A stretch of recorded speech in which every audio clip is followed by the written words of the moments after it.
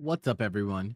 If we haven't met before, I'm Khalil, the event organizer for all things Paragon.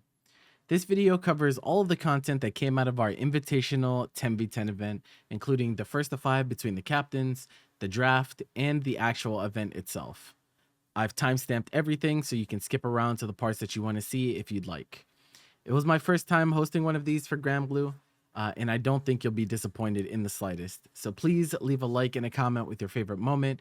Also, be sure to follow all of Paragon's socials so that you don't miss out on any great events like this one in the future. Thank you guys so much for the support, and I hope you enjoy. A bit in the previous patch, but seeing the tournament run earlier this week, I was like, no, surely he's not gonna bring it out for the draft, is he?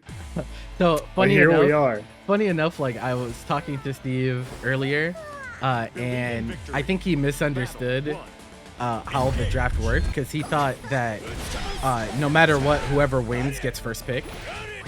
When in reality, it's whoever wins gets to choose the pick order. So you can win and then choose to go second if you believe that that's strategically better. And so before he was like, it's better for me to lose because I want to pick second. I was like, if you win, then you get to guarantee that you pick second.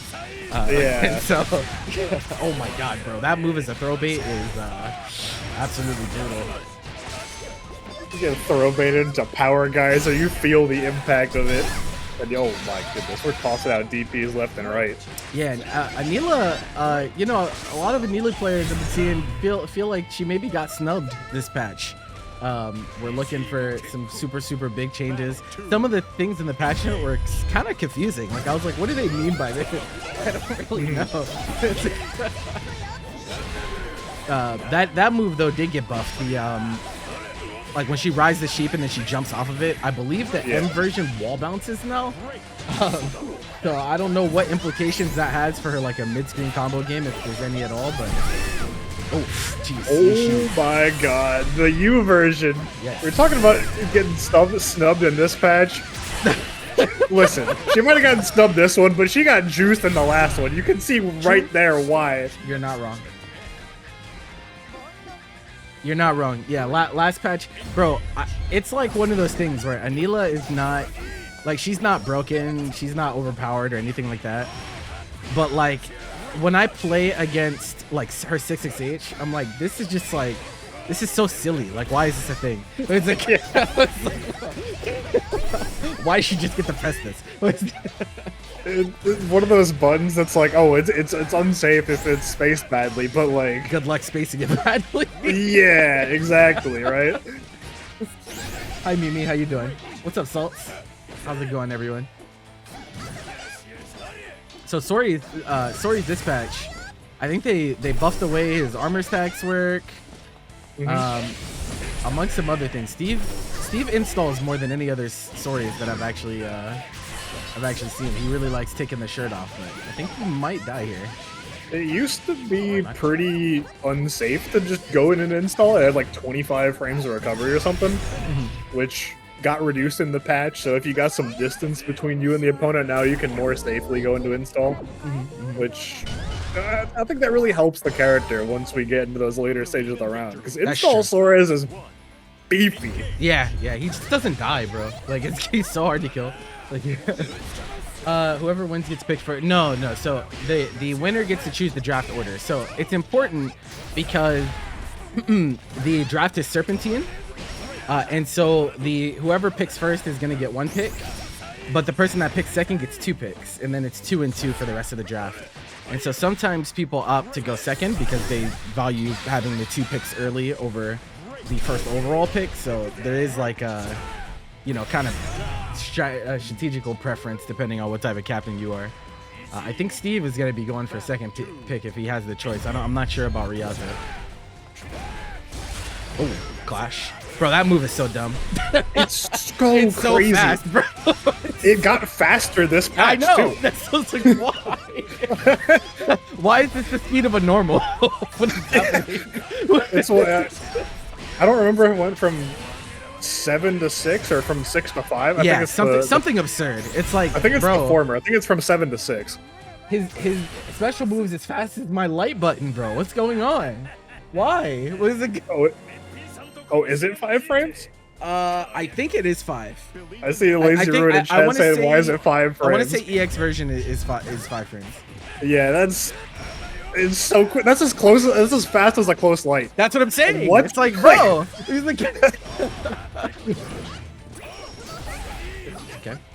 Yeah, we're seeing Steve take the guaranteed muscle stacks on the sheep. It's like pretty big for stories. Oh my god. Holy shit. The slaughter. Bro is bowling a strike straight through all the pins. Oh my goodness. Okay, there it is again.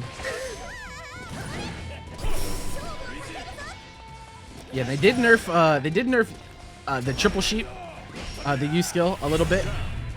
I think it doesn't go all the way full screen now because they made it less active, but still really good moves. It used to be one of those projectiles where you could just kind of throw it out, and unless you're like playing specific characters that have answers to it, you just kind of hold that. Oh yeah, and I think the reason they changed it is because like there were a lot of checkmate scenarios. There were a lot like, okay, well you actually can't get away from this. Yeah. We saw the new Steve using the new 668 on Sori's frame 9 armor on it, and so like it's like I think it's gonna throw a lot of people off, like people that are trying to like stuff just like punch in neutral. Like if you're trying to like DP it or something and just the armors you, it's like, all right, bro, that's what's up. That's a good. It's a good. Oh, okay. Also no bait. Oh, makes it a sucks. It makes it a super good answer to people just like tossing stuff out in the mid range. Like at the range that people would want to throw out 6XL. Yeah. If you throw Sora's 668 that same range, the armor is just about the same startup as 6XL. Yep. You might just get got. Yep, absolutely. It's like a mind game every time he advances now. On top of having the other special moves that actually just advance him. I think they say he needed it. I think that's what they say in response to these things. That's what they say, yeah. Oh, punish. Oh no, went for 6XL instead. It's tough. Ah, the lowest, bro. Three got the corner. Yeah, get off me. Get me out. That's the one thing that people were a little bit disappointed with in the patch, that Brave counter was still the same. True, but true. At this point, I feel like I'm not expecting them to change the system mechanics all that much. At this point, we gotta hold it. You know, game. it just is what it is. It's gonna be what it's gonna be. At least they did change Raging Strike. I think some people were hoping that they changed it a little bit more to stop Raging Strike loops, but they did tone down Raging Strike a little bit, which is nice. Oh yeah, they don't do nearly as much damage anymore. Another really big one was the old skill damage scaling changes. Big, huge. So we saw earlier where Coach Steve got a U dash punch starter, and it did like 60%. Yeah, of the it's fine damage. It's not before. cataclysmic damage anymore. It's not. Yeah. Oh, you got hit by this U skill. You're now automatically dead no matter what type deal. Mm-hmm. I remember watching like some clips posted on Twitter. Shout out Callisto, repping Catalina. Free patch, Catalina 214U combo is doing like 80%. I'm like, hold on a minute. That's a little much. A little much. Oh, okay. Get mashed on.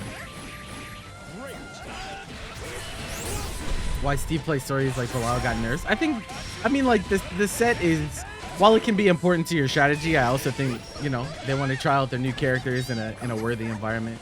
You know, it's fun to fuck around a little bit. I gotta believe when it comes to actual wartime, we're gonna see the real stuff. Yeah. He also, like, last patch, right? He started off playing Siegfried. Yeah. And then he started shopping around. He went from like Siegfried to Sora's. He had like he's messed with Ladiva as well. Ladiva. One. Yeah. Ended up on Belial towards the end. So, like, he's not someone that is adamantly sticking with one character in this game.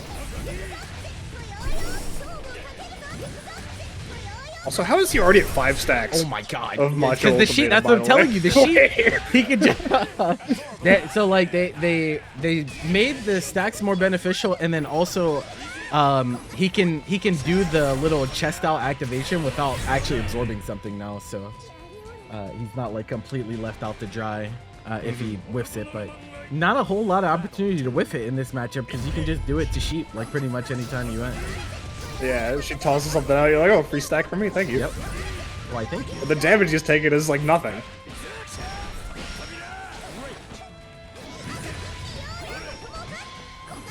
Oh. Yeah. That button is so good. It just feels so bad to get hit by it. Yeah, right? You see yourself jumping in the armor, you know what's coming. You're like, oh, you're like, fuck.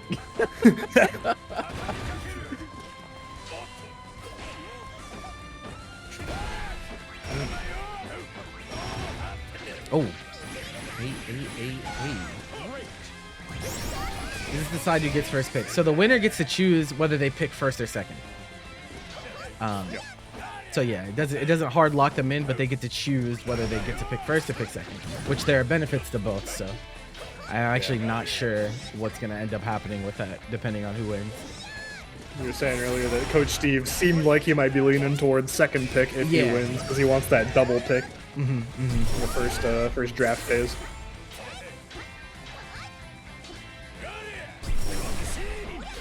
Oh, no punish? Oh, nah. Yo, Ryazo is sick with it. That spot dodge on the Brave counter, immaculately predicted. Yeah, man, Ryazo, I remember when the Anila buffs from last patch first went through. It was like, man, I'm really wondering what Ryazo's gonna do with new Anila. And I think that he messed around. Like he definitely played her in some tournaments, but when it came down to like business time playing for money, I think like the Seox came out more often than not. Yeah, it's still hard, you know. The 6 was definitely like the anchor, like when the chips are down type of situations, you know. Yeah, absolutely. This patch, you know, 6 got nerfed a little bit more. The old skill's not quite as powerful. Yeah, specifically the Gate of Demons. Paperweight in terms of health now. 14k. 14k. That's same as like Avatar Belial, I think. Yeah, it's not quite as dire of situation as Avatar because you know you're not spending like 3k of your own health in the meantime, but it's still like it's nearly enough to offset the damage reductions that the most of the cast got in the patch. What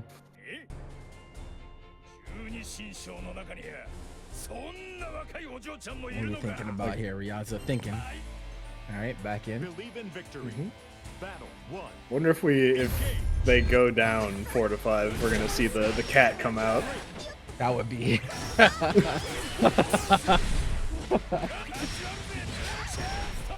Some would take great insult to that. I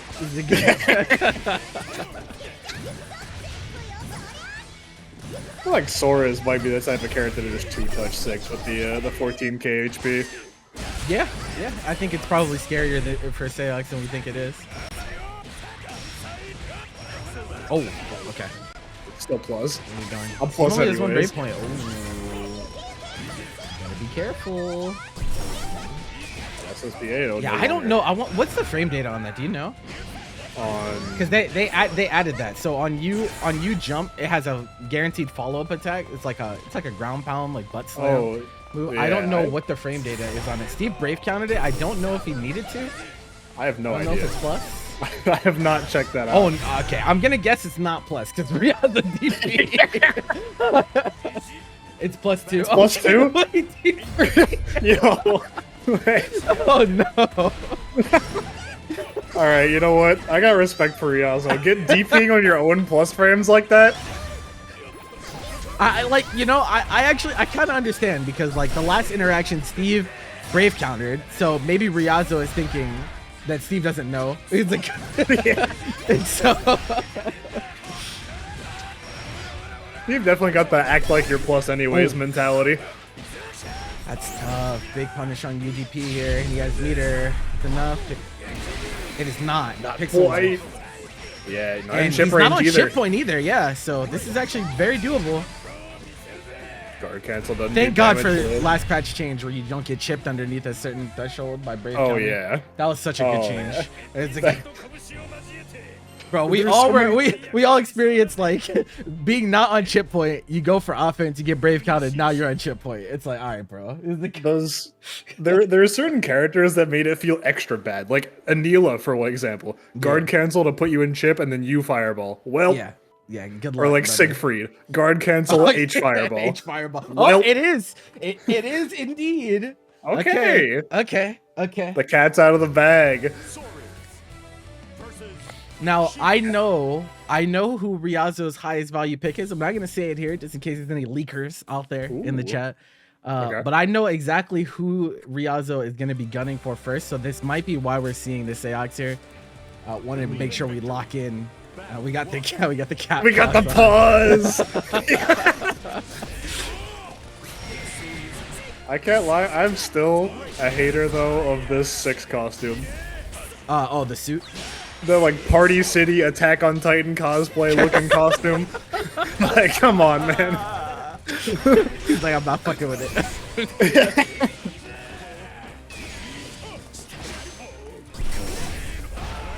Yo. Okay. I'm trying to navigate, but any sight of movement from Ryazo, Coach Steve is just pressing 5U. Yep. Nice whip punish. Yep. That was so good. Oh, get off of me. What? Jab into parry? Yo, I know you're Ryazo knows, shit. I guess. Ryazo knows. Cash out? There we go. Oh my god, new Killven's account. Hi, Killven's. What? Wait, why is there a new one? What for the old one?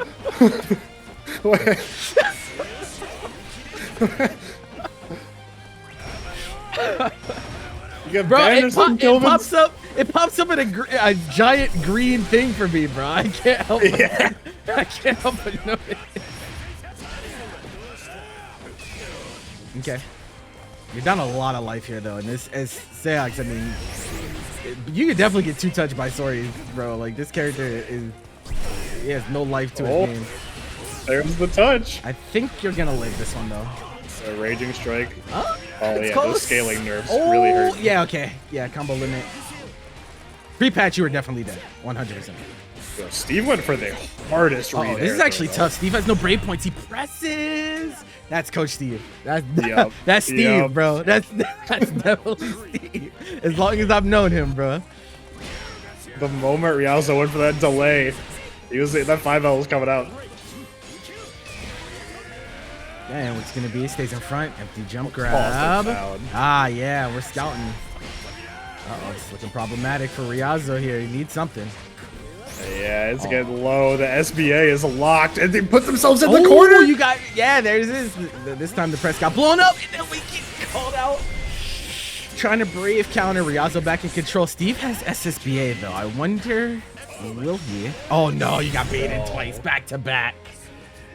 The back to back. I don't want to catch you trying to tech throw. I don't want to catch you trying to brave counter. I don't want to catch you doing nothing. Not a damn thing. There's not enough meows in the chat for my liking, chat. Please fill the chat with meows. Thank you very much. I gotta bust out an emote. Give me a second. There we go. Bow down to our cat overlord. Oof.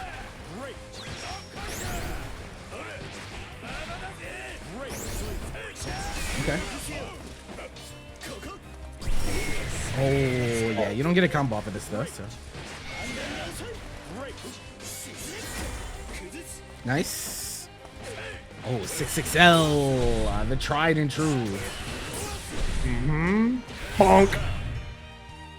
All right, Steve on set point once more.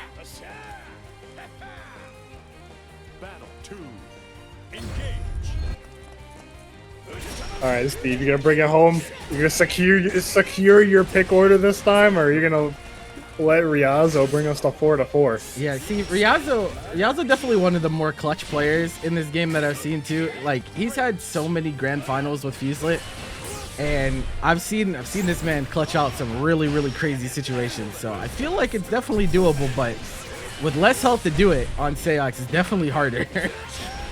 Yeah. That whiff recovery, that nerf that 6 received on the U-gated trying to bait. demons, showing its head there. Yeah, absolutely. Oh, they're both like, please don't skip neutral. He's like, oh, this is bro. That might be it. Should be it. Ground pound. There we go. Coach Steve, 5-3.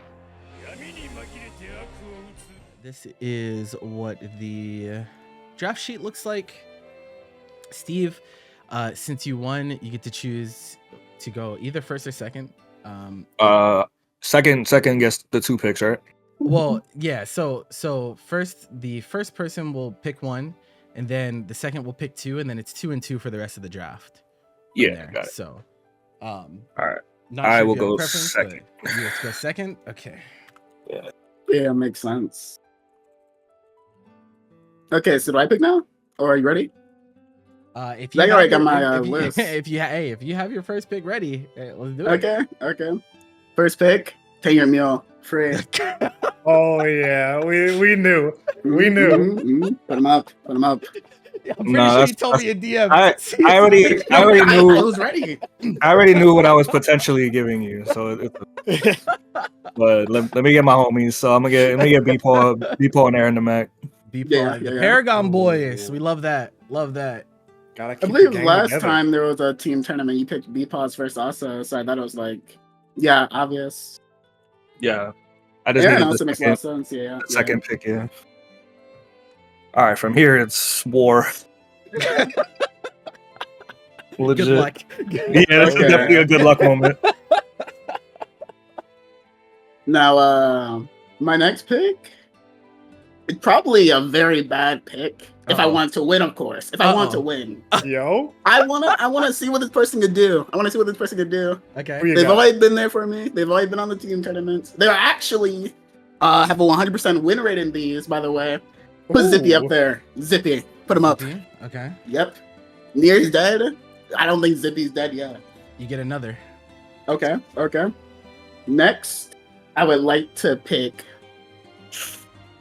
Ooh, there's actually 2. Yeah, you get one more. Xerom. No, I was thinking there's 2 I want to get. I get Xerom. That's cool. God. That is a strong That is round. really nice round. All right. Let me get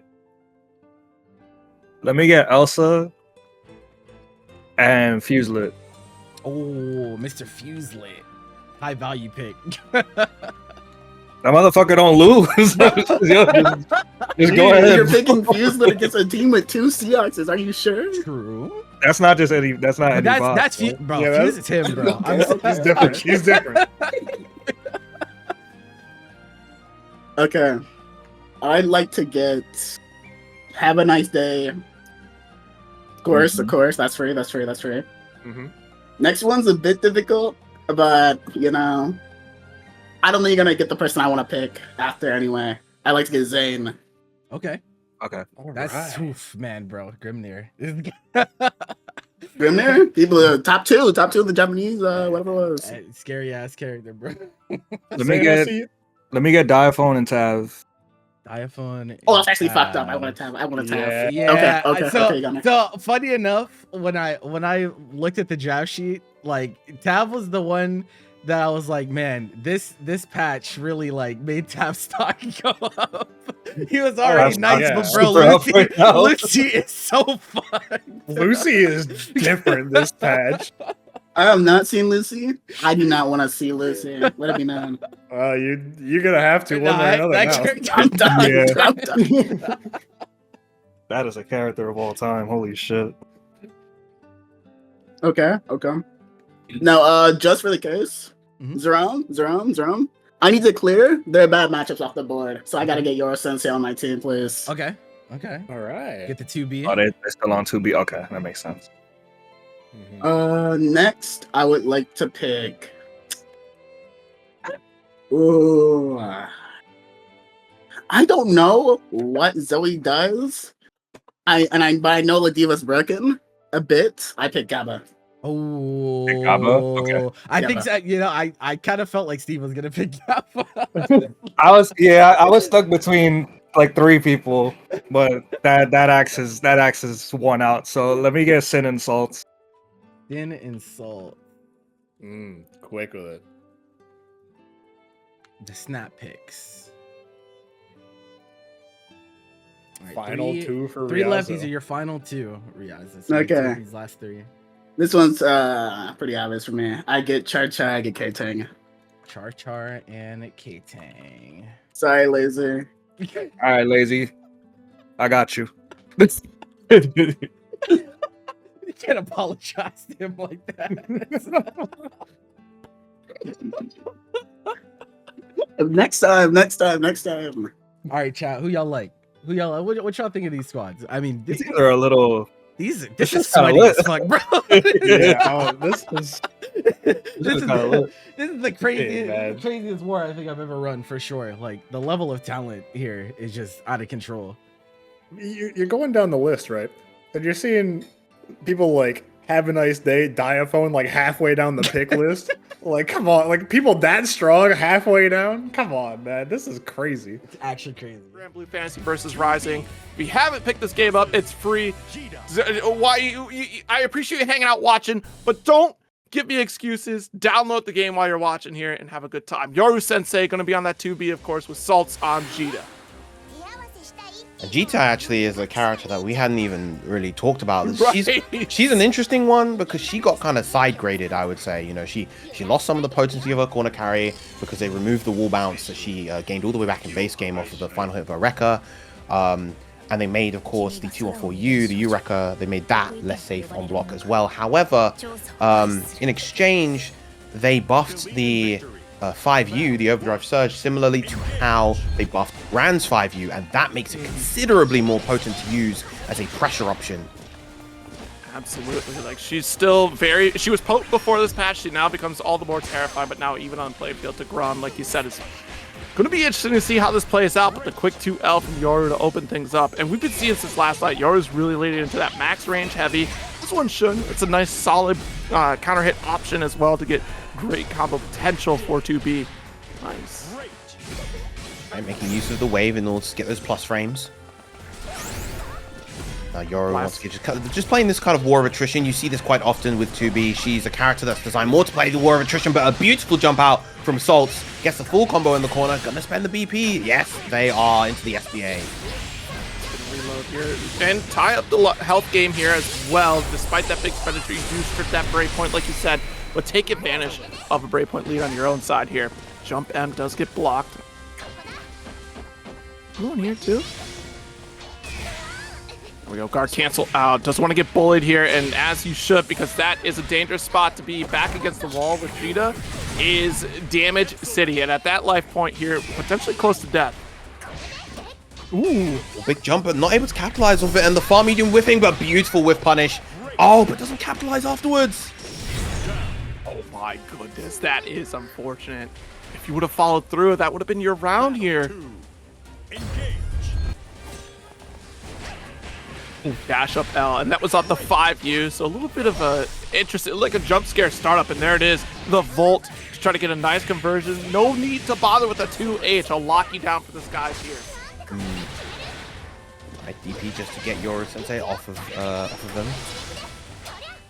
We haven't really seen any of the 5U usage so far from Saltz, so not really taking the time to charge it. It charges very quickly now. Right. Oh! Lovely with punish again. There we go. That's what they were looking for previously. Now they're going to combo. There we go. There's the first charge. Got that at level 1. It's already... Actually, not quite level 1 just yet. Once it hits level 1, that's where it becomes plus on block, and it can start leading into combos as well. Backdashes, keep an honest distance away here. Nice guard cancel out. Oh, yes. Big conversion. Gonna go for the U-Walker Blade once again. Gets the wall bounce as well, but not quite able to get the 6-6H after. Fireball the shimmy. Let's take it. You weren't even anywhere near Yoru and just said, wait a minute. I said something is amiss here. There's going to be a problem. And with throw punish against Yoru Sensei here. Good round for Saltz. Beautiful start as well. Can get the Rekka into the corner. Attack. Double jump. And nice patience from Salt. You gave no escape route for Yoru Sensei with the walk back there. That was very important to hold the corner and open up this opportunity here for a large chunk of damage. SEA, let's go. Beautifully optimized, made sure to use all of those cooldowns and has both the Fireball and the Vorpal Blade back ready for the next hit. And there's the opening, but wasn't charged to level 1, so couldn't actually get any real combo off of it. But it's not going to matter. That should be enough. No, no, a little bit too far from the corner in order to get the actual combo off the second hit of the Vorpal Blade. Yeah. It's very unfortunate there. Saltz should have been able to wrap that up, but with that life lead, I would be shocked if you went down, and with that, you do strip that final brave point. Taking the game is Saltz. Now, we go back to the room. A decision can be made here. We can opt for a switch out now that we've lost that life. We shall see. Yeah, looks like we may see Yoru Sensei backing out, maybe swapping to the next player. I see Zane lined up. So we may see Zane tagging in for Yoru Sensei, coming through with the Grimnir. We even have Saltz standing up here. Now, keep in mind, chat, only 3 switches allowed per set here, or for the entirety of the run. Excuse me. So, otherwise, after that, you get no extra lifeline here. You are committed to your seat.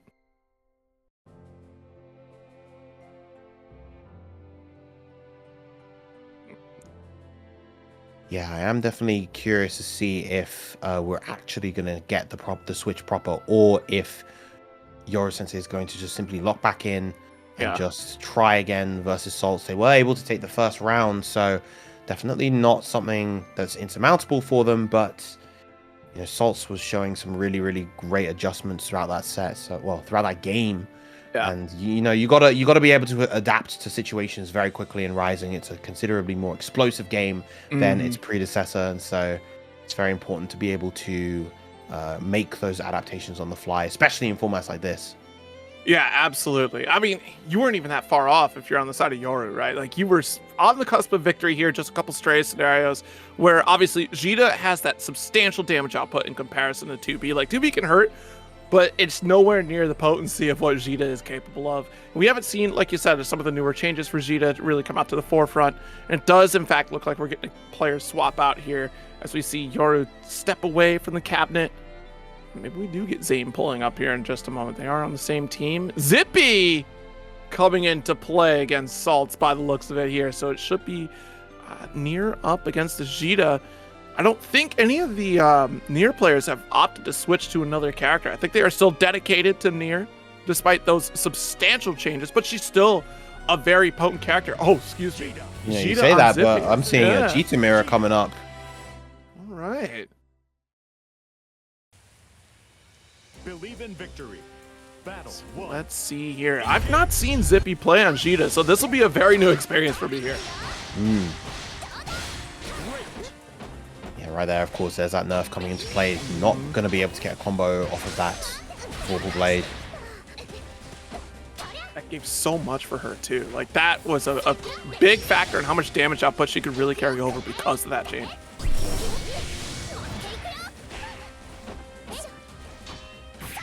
Okay, good stack of pressure coming out from Zippy. Gonna get the opening. Achieved. Nice ult for the plus frames. Let's steal it right back with Guard Cancel War. All that damage. Beautiful spacing with the 6-6L. That should be enough with the resources that they have. No, misses the link afterwards. Yeah, and I wonder too, even with that damage mitigation off of the Dash L opener, because now we do have damage reduction on your combo if you open with that Dash L. Engage. Jeez. All right, so no challenge quite yet here, but Zippy being very patient on this Vegeta. Ooh, until that DP is let rip, and that's going to be a big 6-6H punish from Saltz. Going to get the maximum damage off of this. Charges all the way up to level 1. Now the 5U is going to be plus. It's going to be a throw bait as well. That's something you have to be mindful of. Nice match, though. Lovely delay mash from Zippy. That option goes off the table once the 5U is at max level. Once it's at level 3, it gains invul to be able to beat the delay mash. But in that situation, that was not the case. throw. Lots of work here for Zippy. Guard cancel out.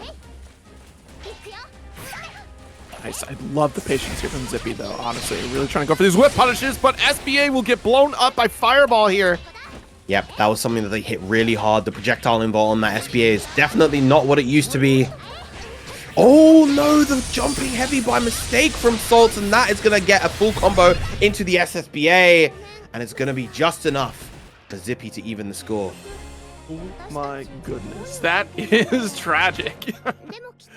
Everything was going according to plan for Saltz there, and yet Zippy still was able to close that out. I mean, good round here on both sides, right? So Saltz taking a point off the board for Team Ryazo, and Zippy taking a point off the board for Team Coach. So eye for an eye, as it were.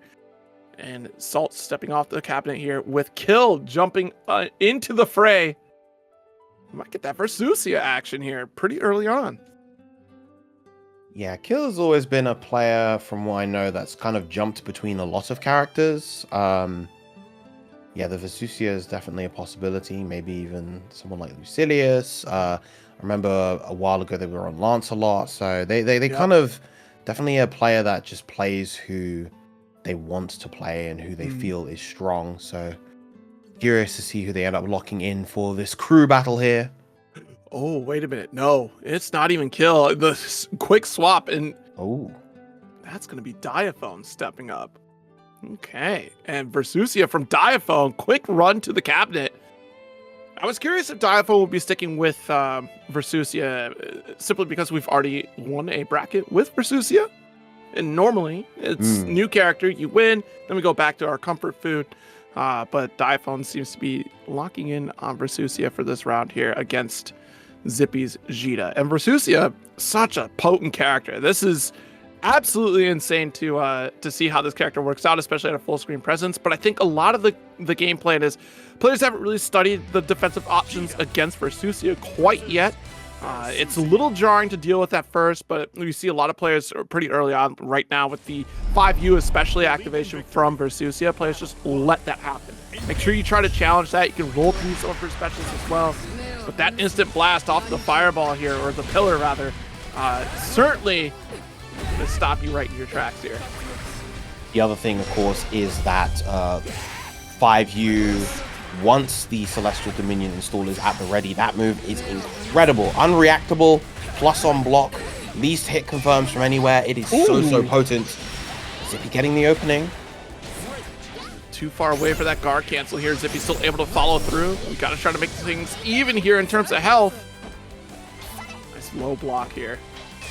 Triple attack for Diaphone. Good guard cancel out. Grenades away. Now we play the zoning game. Still safe here off of that. Yep. Taking those plus frames once again. Celestial Dominion online. Gonna take a lot of chip damage from that. From the 236U.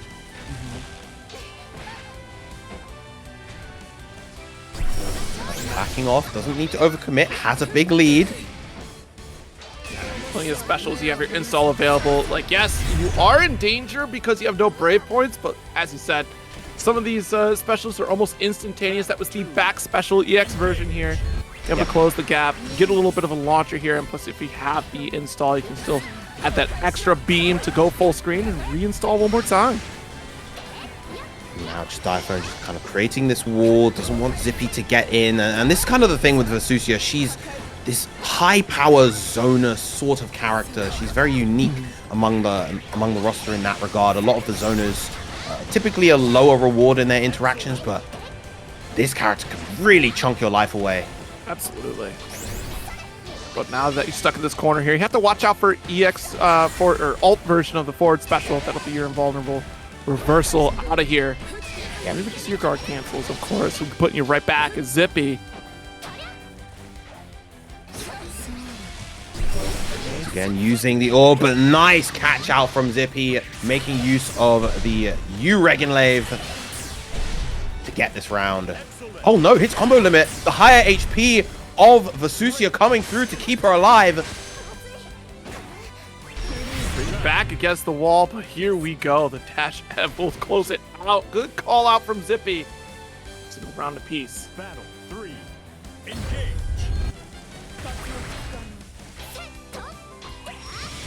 It's very scary from this position. Going to get called up by EXDP, the full follow-up. This is the EX version. Doesn't need the install there.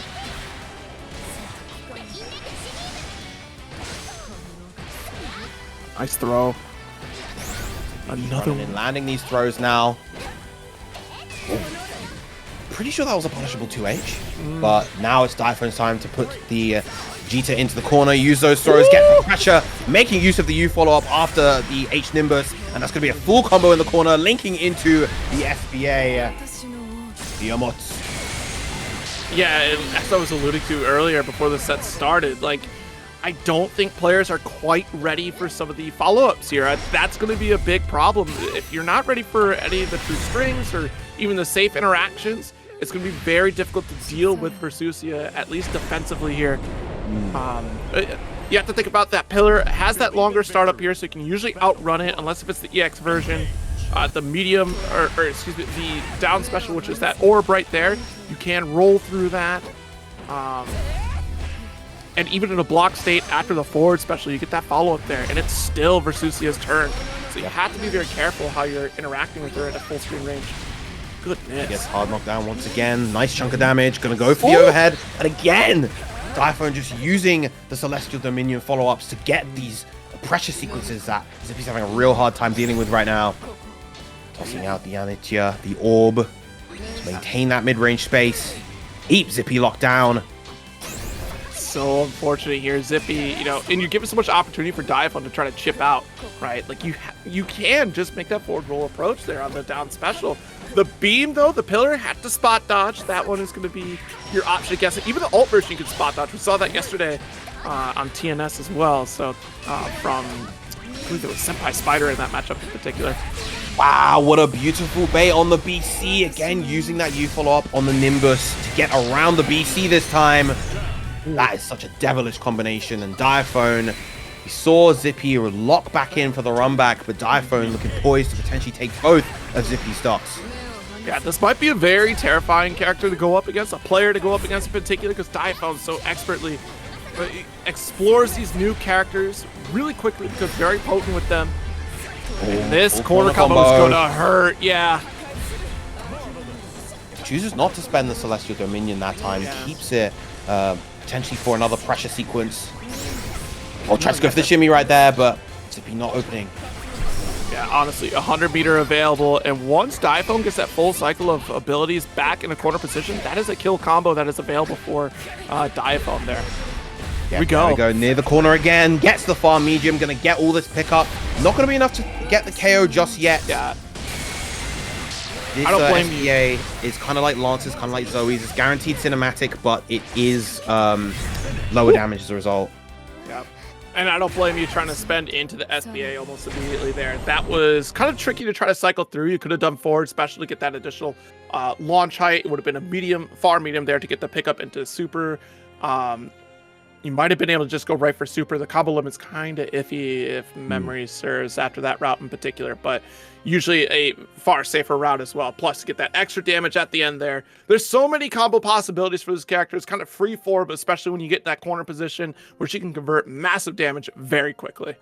Yeah, that she can. And not only does she have a lot of corner potency, she has a lot of great corner carry off her specials as well. You know, if you're able to get the H Nimbus, the 63H forward special route into the U-back special, the 2-on-4, that is a huge amount of corner carry just off of those two specials. So, all right, it seems that they've now tagged in Xerom, going for a true rushdown character in Charlotta to try to combat Diaphone's Versusia. I got the jump in here. Xerom able to snipe it out. Very brave jump over the down special from Diaphone here for the grenade. Off the wall and make this count, because you can be a bully in this corner until that 50% comes into play for Diaphone, but able to jump out. Useful extension, but doesn't actually get to the 2-on-4 afterwards. Plus frames. Counter poke here with that stand medium, and unfortunately not going to do so. Guard cancel for guard cancel. Xerom got the noble strategy. Counter hit, catching out that throw attempt here, the tech attempt. Or chip damage on the side of Xerom, but that's a huge jump out of the corner. Only 1 BP on the side of Xerom as well. This could be a full combo, likely into the SSBA. There it goes. Yeah, I think you hit combo limit if you press a button right there at that full sequence, so you have to go for SBA. Not dead here. Man, that is a lot of damage. And don't try and throw. This is Charlotta we're talking about. There's the jump, yep. Every Charlotta on the planet will go for that jump. Gonna go for the chip, and lovely dodge from Diaphone. Oh my goodness. Talk about getting out of there by the skin of your teeth. Diaphone really cleaning it up towards the end. Thank goodness for that corner combo. That's like I was talking about in the last game. There's so much damage potential, and you gave the perfect storm to Diaphone here. He did again. The throw coming out. Every good Charlotta does that jump. Overhead. Goes for the counter hit low this time, but doesn't capitalize too heavily off of it. Big jump from Diaphone. Yeah, I think that's the jump H right there from Versusia. It's a huge hurt box. Both sides as well.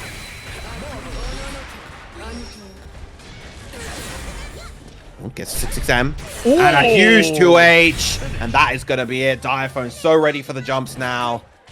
Even after just one game, ready and willing and poised to take these stocks away.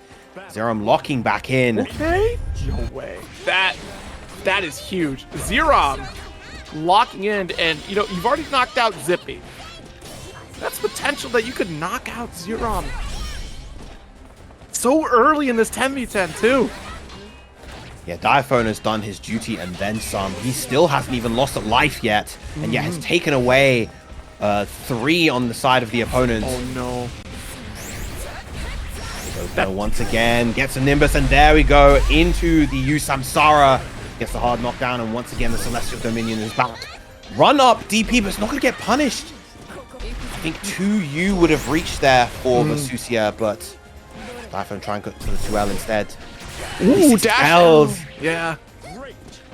Oh, I think that could have led into an SBA combo, but Diaphone not quite believing in the hit. Yeah, And definitely they could have come back to utilized bite that refund at the Brave point there. You're absolutely right. Like, that's a little tricky right now. You're down to the final Brave point. Wait a minute. That was a taunt. I don't think Diaphone wanted that. I'm pretty sure he maybe wanted a BC in that situation and fat fingered the wrong button, but yeah, that is not what he wanted. So I've not seen this move before. Wait a minute. What? Secret tech? That's on. Now caught back in this corner again. Nice guard cancel. Offensively holding this corner and chipping away at Diaphone. Trying to steal a turn. It's not going to find the mark here. Xerom in complete control until the jump out from Diaphone. Yeah, this is kind of one of the flaws of Versusia, lacking that meterless DP. She doesn't have the best defensive options. She does have a great 7-frame sweep, but her buttons are a little bit slower than average. Lovely punish on the DP. Cycle this combo out here. You got one more. Oh, that's the limit there. Okay, okay. Very, very nice. We've been seeing Diaphone make a lot of use of that, the H Nimbus into the U follow-up, in order to just kind of generate a lot of pressure off of a very quick move. Full attack into hands. Side swap. Put yourself in the corner. Scary spot to be. Gets that Celestial Dominion back.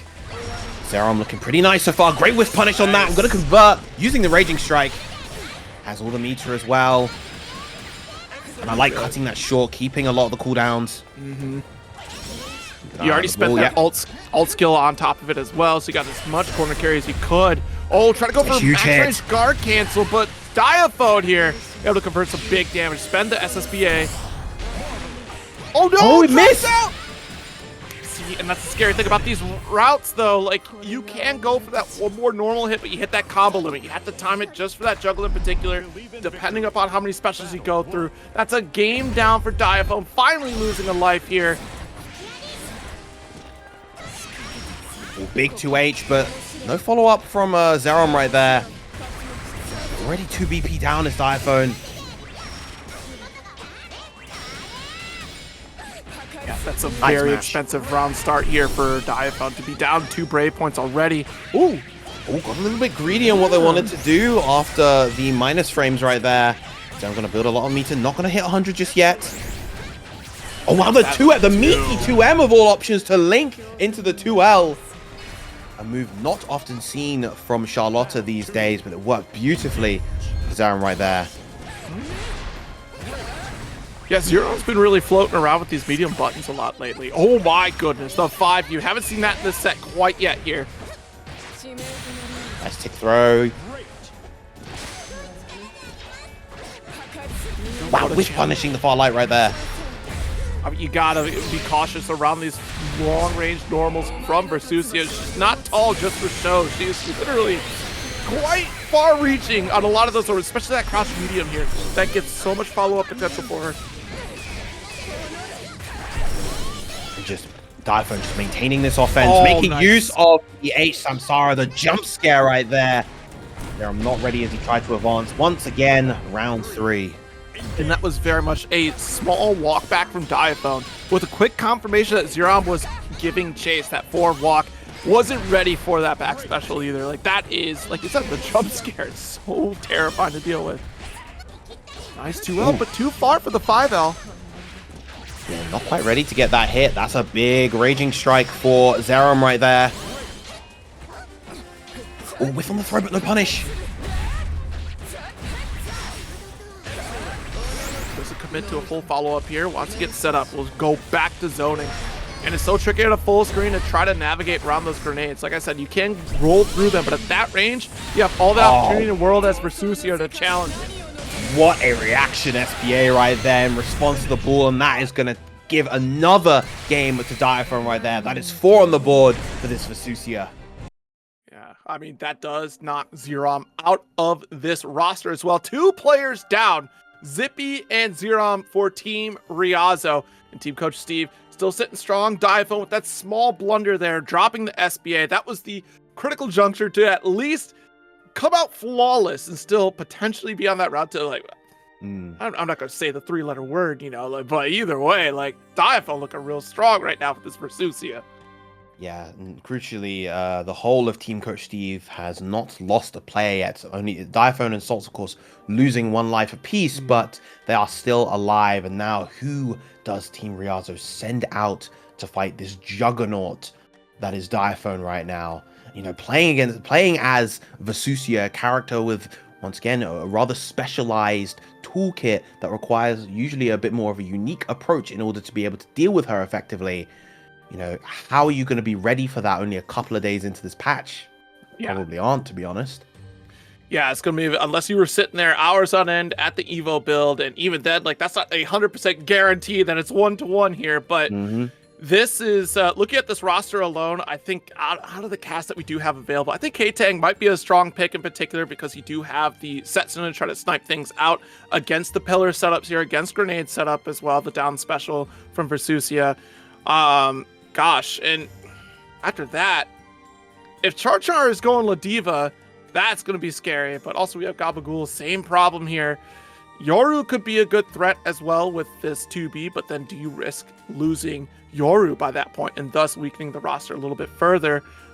Zane would be an interesting pick for that navigation, utilizing the Gale Dash around some of the full screen setups here, but that pillar and forward special anti-air from Versusia will also put a complete stop to a lot of that shenanigans from Grimnir in particular.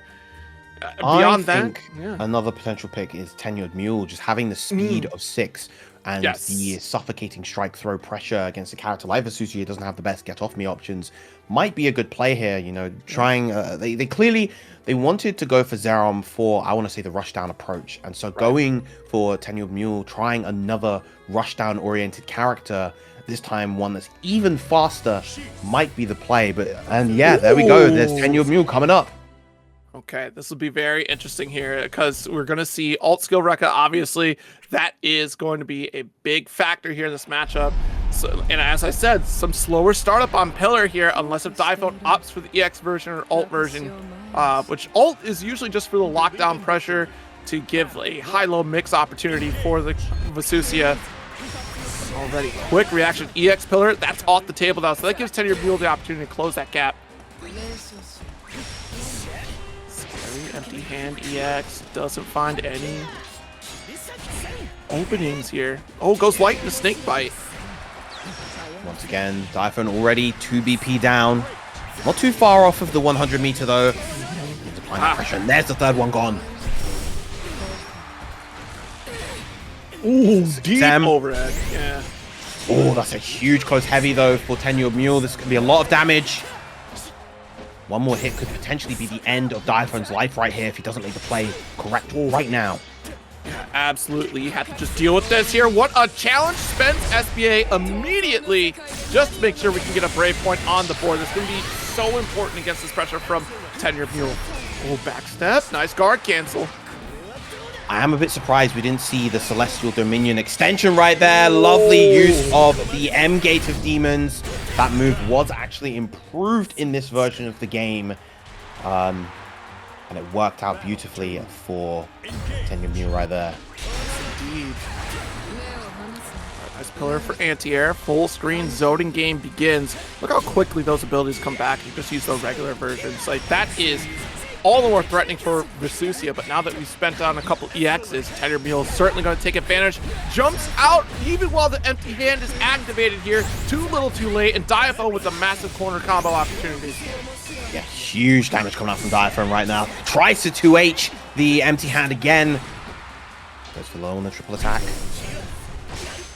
Nice spot dodge. Oh no. What are we trying to open up with right there? That is unfortunate. Yeah, TenuredMule able to get back in neutral. Again, I think using the U skill right there, if this doesn't get the KO, the U skill would have been able to, but it's fine. The 0 BP lent itself to getting the KO right there. And of course, you can't go without mentioning the health reduction that Seox suffered in this patch. Now at 14k health, same as Avatar Belial. Very big change. Unfortunately, you get to run rampant here. We're getting shades of a true Akuma-like character out of 6 at that point now. Reaching strike for the extra lift, damage output. Goes for the wall splat. Super. This is looking like a perfect so far for TenuredMule. And there's the throw. A sliver of life on the side of Diaphone. This is looking bleak, and there it is. Powerful round for TenuredMule, finally knocking Diaphone off the plate. What a run he had throughout so far. Yeah, that was huge. I mean, a big momentum stopper right there by introducing TenuredMule into the fray to take down Diaphone. That's at least one Versusia off the table for Team Coach Steep. It's potentially Kill will be representing Versusia as well, as we saw just the other day at Paragon Line for that top 8. So we'll see if we still stick with that game plan as we get down to brass tacks in this 10v10. But those changes for 6, certainly coming to the fray, right? In terms of how much damage we're able to take, how much risk we have to take in a lot of our openers here. That's the theme of this patch in particular. Say it right at the top, risk versus reward, and trying to rebalance that across the cast here. I think we've hit that good sweet spot of like, hey, there's a lot of high risk for this massive reward that you potentially get. And there's risk in playing 6 with reduced health, a passive risk constantly with the movement that he has to represent here throughout the game. Yeah, it makes me curious as to who they're going to send out versus the TenuredMule 6 coming up next. I think if my money would probably be on someone like Aarondamac, very, very kind of stable, well-rounded player, very good at applying his offense. I'm just too good with these. Too good. I'm 2 for 2. How do you got the cheat sheet already? Did you get a script? I didn't realize we got the whole lineup ready. Like, whoa. Aaron even rocking the unadulterated Amor costume for Belial. He's got the cheeks out. Ooh. Beautiful shimmy already coming out.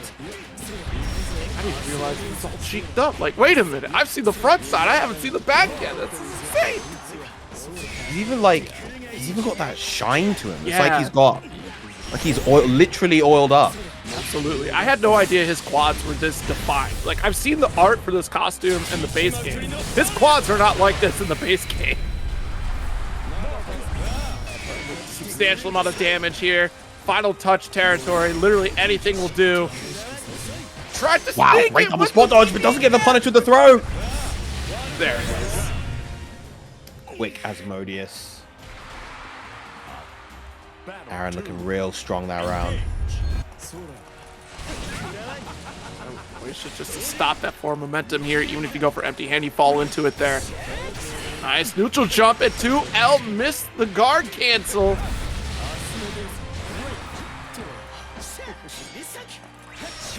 Brave of TenuredMule to go for the 6XL right there against the plus frames of Bilal. There's the 6XL from Aarondamac this time. Gonna get close enough to the corner with a full combo, likely into the SBA. No, gonna save the meter. Gem, guard cancel right now. So tricky to deal with here, but we do have the barrage here. Alt skill goes for Gated Demons medium. And I gotta say, I love that this Seox weapon skin, it meows on various attacks. I think that's so fun. No. If y'all ban Pan, we ban Pause. No. So, or you Free them unban all. Pan. Free them all. Free them all. That's how we should play. Tournaments are supposed to be fun. I agree. They should unban the Pan. If you're gonna keep the cat, you get a frying pan as well. Exactly. The only things I think should be banned are the prismatic weapons and the color 17s, the golden glory colors. Gold. I get the prismatic. Curse you, Lowain. You are just a whole color smear waiting to happen every single time. Maybe we just ban Lowain's prismatic. That's it. We don't need to ban anyone else's. Just Lowain. How about we just ban Lowain? You know, you might be onto something here, actually. You saw those changes they get. I mean, hold on. Lowain players are kind of suffering a little bit here. They just can't rip Super for free anymore. They can't rip SSB. They can't rip Iggy for free. They can still rip HPA for free. And HPA was buffed. They buffed the attacks on HPA. They really want you to use HPA more. They really want you already used it a lot. I know! That's what's crazy about it. Like, wait, we're already using this. You're going to butt this more? Yeah, we're tired of Yggdrasil. We haven't been using Yggdrasil for an entire year. It is what it is. There's probably not going to be any Lowain in this crew battle. I don't think any of these players play Lowain unless they feel really inclined. Unless they have some secret counterpick that no one knew about. But no, we're going to be having Yoru Sensei coming back up to the plate on their final life. So if they lose here, they will be out. And Team Ryazo will be 3 players down. Believe in victory. Yeah, honestly, pretty close in terms of score so far here. Team Coach Steve, almost a team coach. Wow, that works out actually. Team coach down to 17 points with Yoru's team. Ryazo at 14. Nice DP out. And this is going to be interesting because I feel like Belial just gets to run the set against 2B, but you have to deal with the mixed potential off that jump U or even just double jump from Yoru Sensei. Already stripped 2 Brave points so far. With 5 U to call out the grenade. Seeing that, getting a little too comfortable with that one there from Yoru Sensei. Yeah, a lot of... So the way that 2B's pressure typically works is that she has various ways to layer it and lots of different timings, but kind of each option carries their own risks. If you jump, or in the case of Bilal, use the 5U against the wave, 2-1-4, I believe, or 2-1-4 or 2-2? No, 2-2, sorry. That will lead into a full punish against 2B. Speaking of a full punish, though, Yoru Sensei answering back, this time with the Extermination Blade. SSBA, a sliver left on the side of Aarondamac. One throw will do it. Or a 5H. Brutal. Yeah, maximum range. They're probably expecting the tick throw opportunity with the 5U. Try to get the interrupt. Aaron opening up in that corner. And already the 2B degenerates are in the chat. Look, they make that one simple change. You all come out of the woodwork. You're finally getting what you want, but no one's going to do it, all right? No one. Oh, superb whiff punish on the 5H right there. And again, the shimmy coming out from Aarondamac. Going to go for the side swap thanks to the reduced recovery of that U Notoria, or the U Goetia even. Cancel out of that corner. Nice medium and trying to close the gap as quickly as we can with the 5 U's. Again, the throw bait coming out from Yoru Sensei.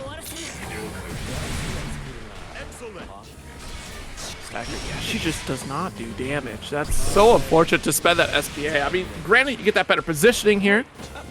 Still had an okay lead. Nice back throw.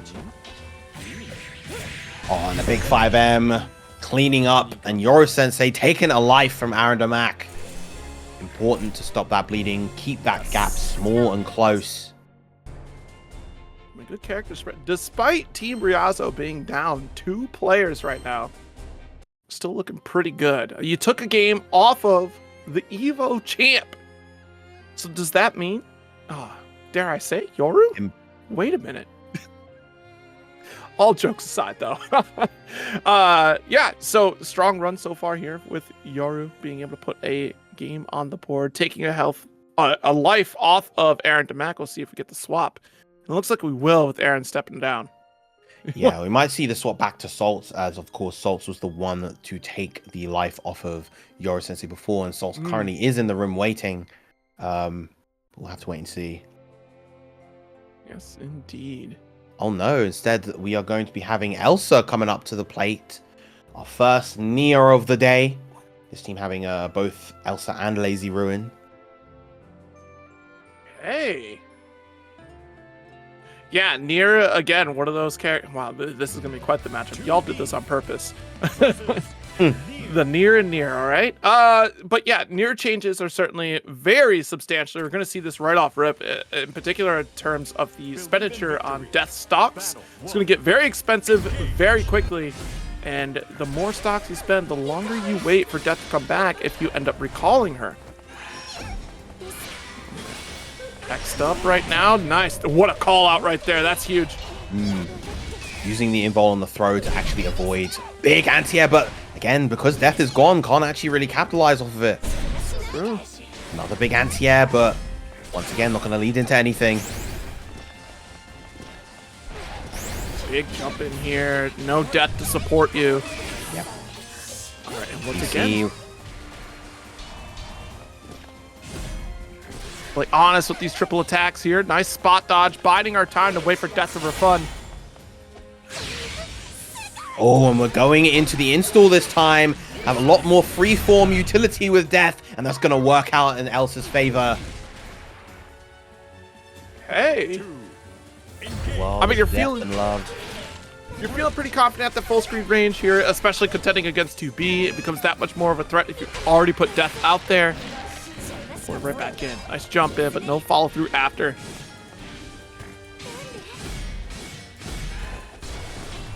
Death off the screen. That does mean a refund opportunity, so no Raging Strikes available, but does have guard cancel still. Great patience from Elsa here. Yeah, beautiful 2M right there. Doesn't actually end the combo with a 5H, but it's going to get this anti-air with the SBA, and that is going to take out Yoru Sensei completely. Beautiful stuff to Elsa right there. Yes, absolutely. You know what? I feel like you haven't missed a step at all, because the subs are still there in terms of Nier, right? It's just now you have to be a little more aware of where, one, your death stocks are and how you recall death. It's been very interesting to see like the different playing styles of the Nier players out there. We saw one last night as well that was very much about going for recalls with 5U a little more consistently to kind of get back that refund on death stocks much quicker. That opens up for larger combo opportunities, especially with how expensive they are now. But here we see that Elsa being much more patient, right?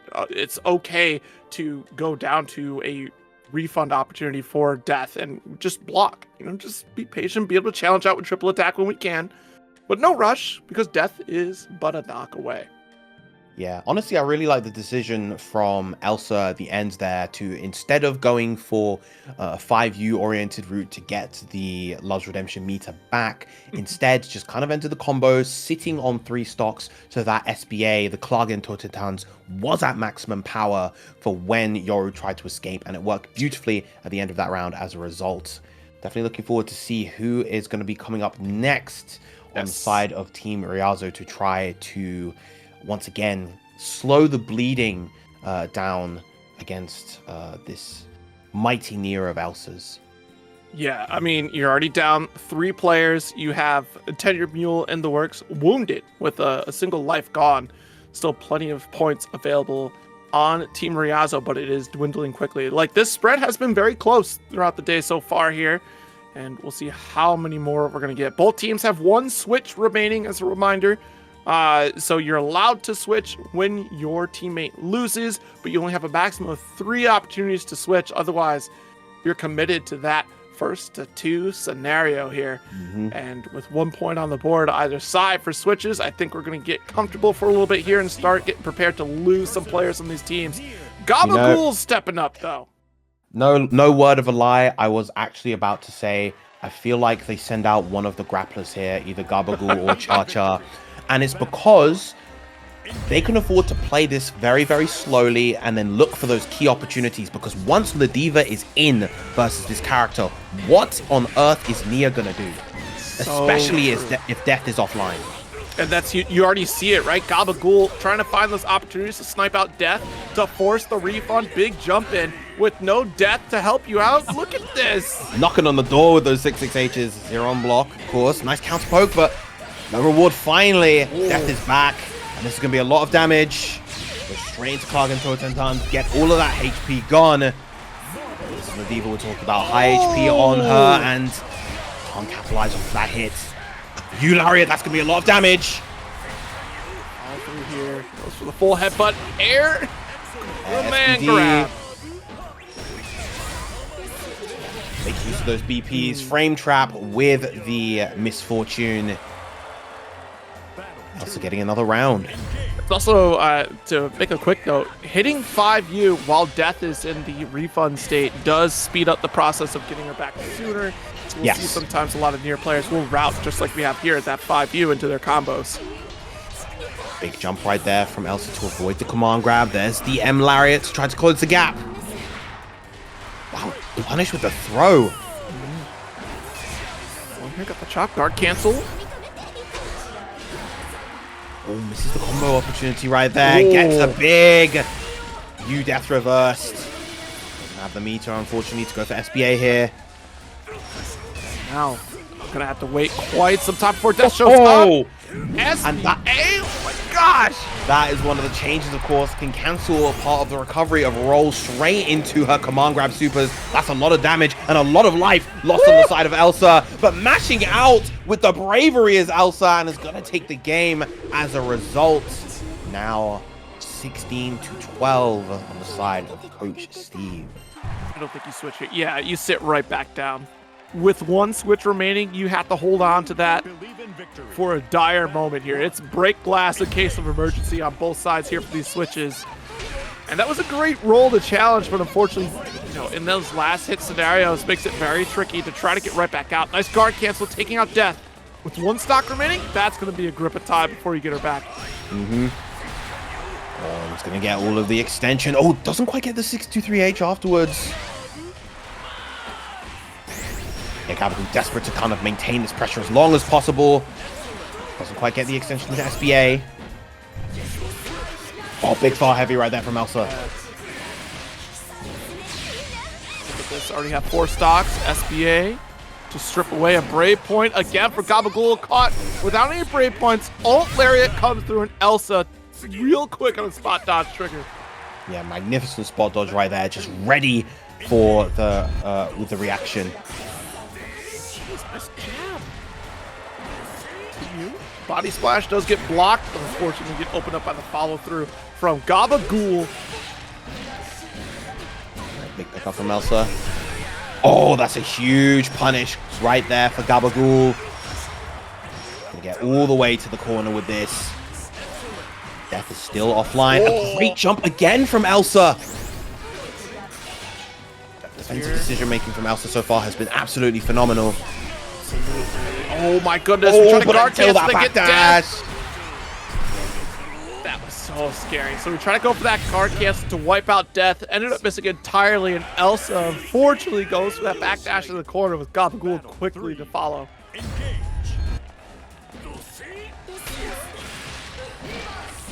Again, there's the H ominous turn, the classic for Nia.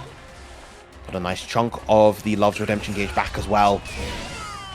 Look at how it changes the pace, this change to Nia. Like, she has to just back off, wait for the timer to come right back, or if you get lucky, you get that triple attack with the U-Ender. And Oh yeah. just watching Latifa come barreling down at you from full screen. This time around, the mix works out. Elsa, not quite the kill here. Oh, but the 6-6M, the classic from Neo, when you're at that last hit situation, they love to go for it, knowing that if it hits, it kills. And Gabagool down to both of their lives. Unfortunately, the grappler not able to make a dent on the side of Team Coach Steve. I mean, between these teams, you have such a strong lineup of players. But I feel like Coach Steve might have got, a really beneficial team if you're looking at the lineup here. I mean, one, you have strong East Coast representation on this team, but also strong competitors through and through. Of course, BEPaw from the Midwest, still not even stepped up to the plate quite yet, but you have Evo Champ, Aarondamac on that team, Diaphone here, which is currently knocked out, but clearly taking on a few heavy hitters, or at least taking the life off of heavy hitters. That certainly helps out tremendously. Still plenty more to look forward to on Team Ryazo's side, but things are looking pretty scary right now. Yeah, I mean, Coach Steve's team just has players that we see consistently placing well in particularly the online brackets. Synn and Saltz, both players that have made consistent runs to top 8s, won their shares of tournaments as well. I think Tav, prior to this patch, actually came off of a pretty notable tournament win too, so lots and lots of talent. As we said right at the start of this crew battle, there's just so many heavy hitters on both sides, but as you said, I think Coach Steve's team right now definitely has that slight edge. That said though, we do have Havaniceday on the side of Team Ryazo, who just came off of that win on yesterday's TNS, so definitely cannot be sleeping on Team Ryazo while they still have titans like that on the side. Yeah, absolutely. Beelzebub, one of those characters that at the outset of Rising, it was feeling pretty positive. The ultimate skill certainly helping out this character tremendously, and yet kind of still faded off in the background in favor of other characters that were a little more potent. And now Havaniceday returning to form to go back to this Beelzebub with such a strong play style from Havaniceday, especially being very overwhelming on offense, being able to snipe out interactions with black flies from full screen and still get the follow through right after. Like, there's a lot of tools in this character's kit that are still very potent, and in the hands of Havaniceday is certainly able to dish out the damage, but it's going to be Ryazo, the captain of the team, stepping up to the plate against Elsa. Yeah, previously this was definitely one of Seox's harder matchups. Definitely not a character that really did well against Nia. I mean, you could say that about the majority of characters, but considering Seox's strength, he didn't enjoy fighting this character. Now, who knows? That may not be the same case anymore. Being able to more effectively suffocate, more effectively commit to taking risks against death may very well help when it comes to fighting a Seox.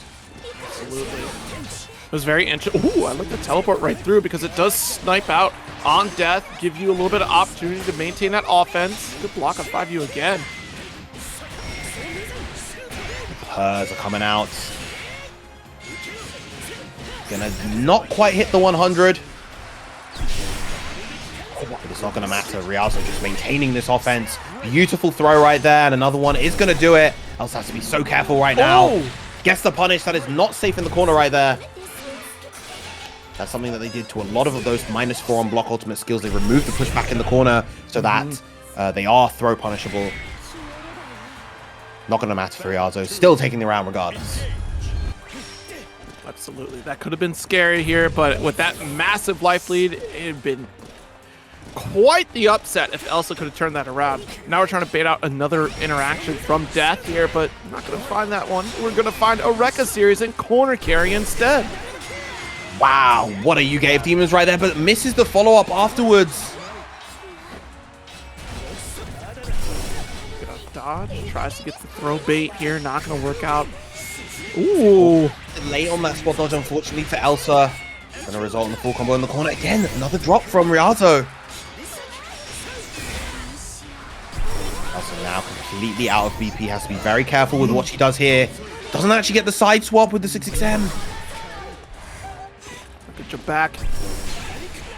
Oh, nice spot dodge and ultimate gate of demons. able And to that play is a one of little the bit nerfs more. that Seahawks actually suffered in this version of the game. That does have more whiff recovery now. Barrage dash L. Yeah, we could threaten with the far L here. And that is a huge conversion. Ryazo closing it out with a Raging Strike. That does mean that Elsa is finally losing a life on the board. Yeah, that was kind of unfortunate for Elsa right there. Death running out, or rather disappearing back into a card just when Elsa essentially tried to make a move. But yeah, as a result, Ryazo able to capitalize and takes Elsa's first life. I'll be honest, I am surprised that we kept Elsa on the table here. I thought maybe we would try to protect this last bastion of Nier on this team here, but he's going to commit right to it here. That final switch being so precious for both teams right now.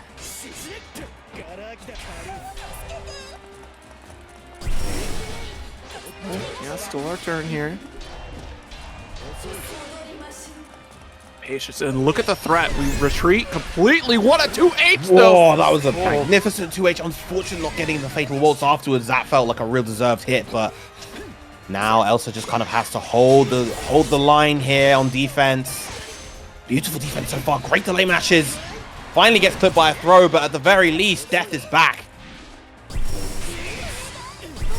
Again, and look at all of that damage piled on with the U Fatal Waltz. Elsa back with a round. Player 2, win. Battle 2. We'll see here for the rest of this, because this will be big. We get tied up in terms of life points. We'll see. Stagger L, a single step back. Very fortunate for Ryazo.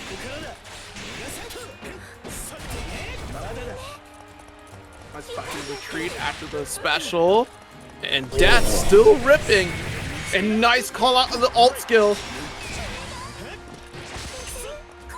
Good attack on the throw, but once again, Death is back. Right, this time I like that from Ryazo, just going for the immediate press. Elsa's been doing a lot of the not misfortune follow-ups after the first death skill in order to establish pressure. Now Ryazo's starting to challenge. We may see that adjustment from Elsa in kind, using the L misfortune after the initial skill. Oh, but what an air-to-air! And that should be enough for the round. Keep it nice and simple. Go for another Raging Strike, Raging Chain. No, the combo limit is hit. Okay, so look at how efficient Ryazo is, sniping out Death. Putting a round on the board. Battle 3. It's going to be critical. Lobsters aren't immortal. Now, wait a minute. They live for a long time, but I appreciate your raid. Big Loba coming through after the shoutouts to the EU beginner bracket. We just had one of those, and now Raiders are here to enjoy some 10v10 action of some of NA's finest. Throw coming out from Ryazo, all the pressure mounting. And there we go. There's the misfortune this time, trying to catch Ryazo pressing, but he doesn't. Guard. Pull it right back in for the plus frames. And no Out death. of Love's Redemption, but just enough damage to be able to take Ryazo out once again. That HP reduction coming into play. Elsa taking a stock off Ryazo this time. That was certainly huge, because that was going to be a massive amount of time before he got Death back. You had to send it home. Otherwise, it was going to be a tough scenario upon wake up. Wow, nice interrupt with the 5L.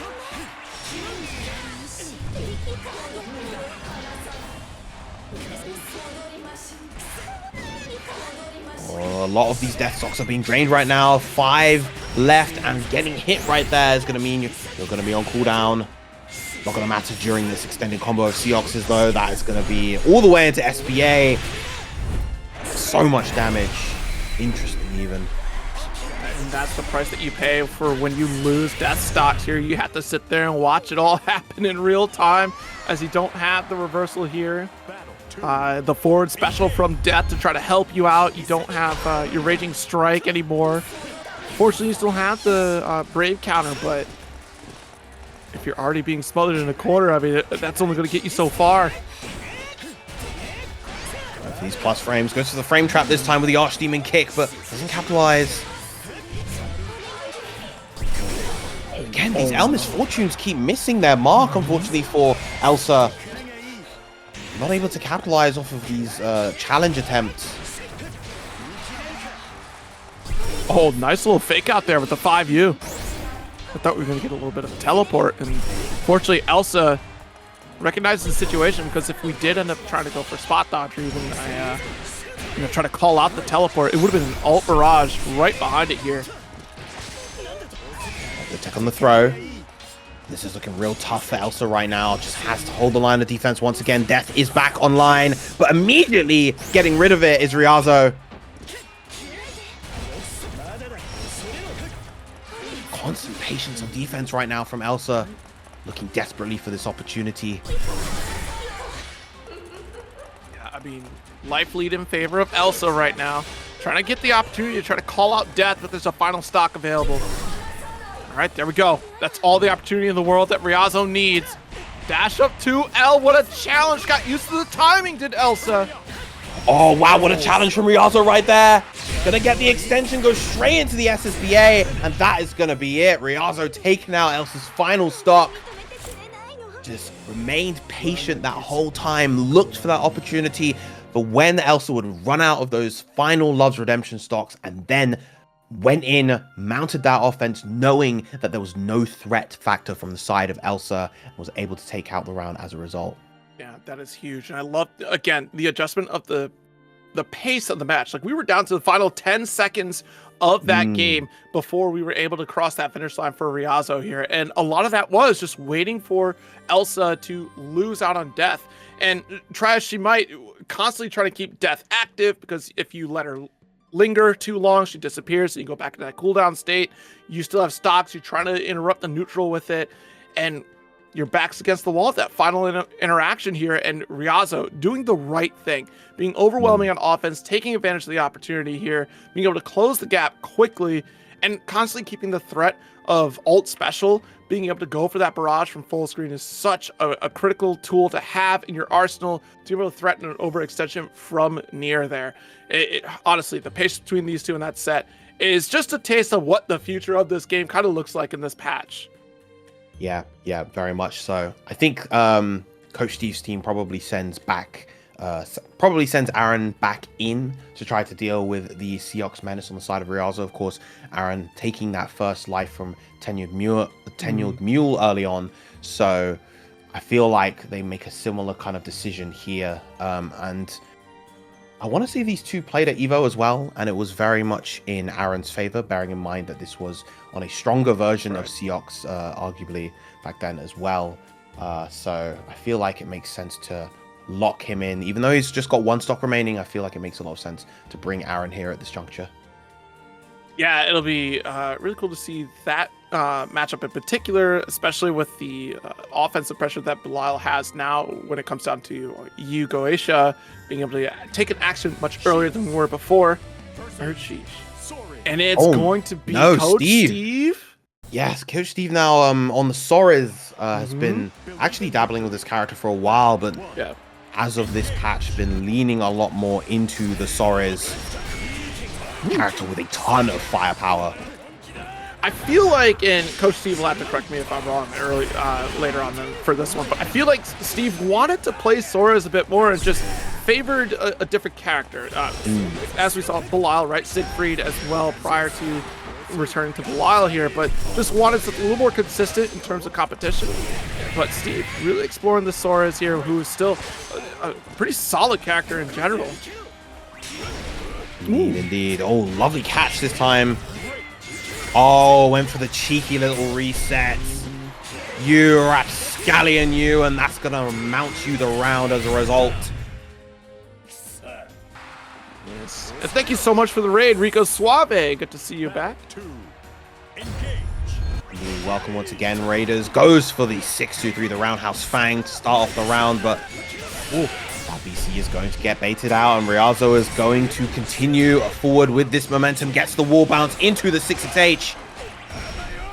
A nice challenge this time from Coach Steve. Oh, sorry. EX Lariat into the DP right after. Okay. Wow, the empty low. Going to extend all the way to the corner. Wow, tried to go for the close heavy, baiting out, but Ryazo just making use of that empty hand to avoid and going to take the first life off of Coach Steve as a result. Uh-oh.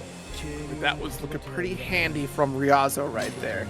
I mean, Team Ryazo is at the halfway mark with the captains taking the charge here and now. Does Coach Steve remain, or do we get the swap here? Or do we get the character swap from Coach Steve? Are we committed to Sora's? Sure are by the looks of it. No, stepping off, spoke too soon.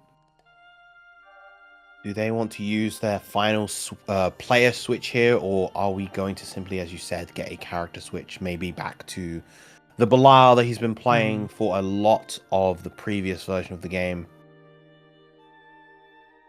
Yeah, I'd be surprised if we go Siegfried here at all. It's been far too long since we've kind of went back to that character, plus the changes for Siegfried aren't necessarily terrible changes. That character is still just as potent as they were before, but you know, some changes to the EX Fireball certainly are going to be very noticeable. Let's see if Steve goes for the swap. No, back on with Soares. Okay. Sheets versus Soares.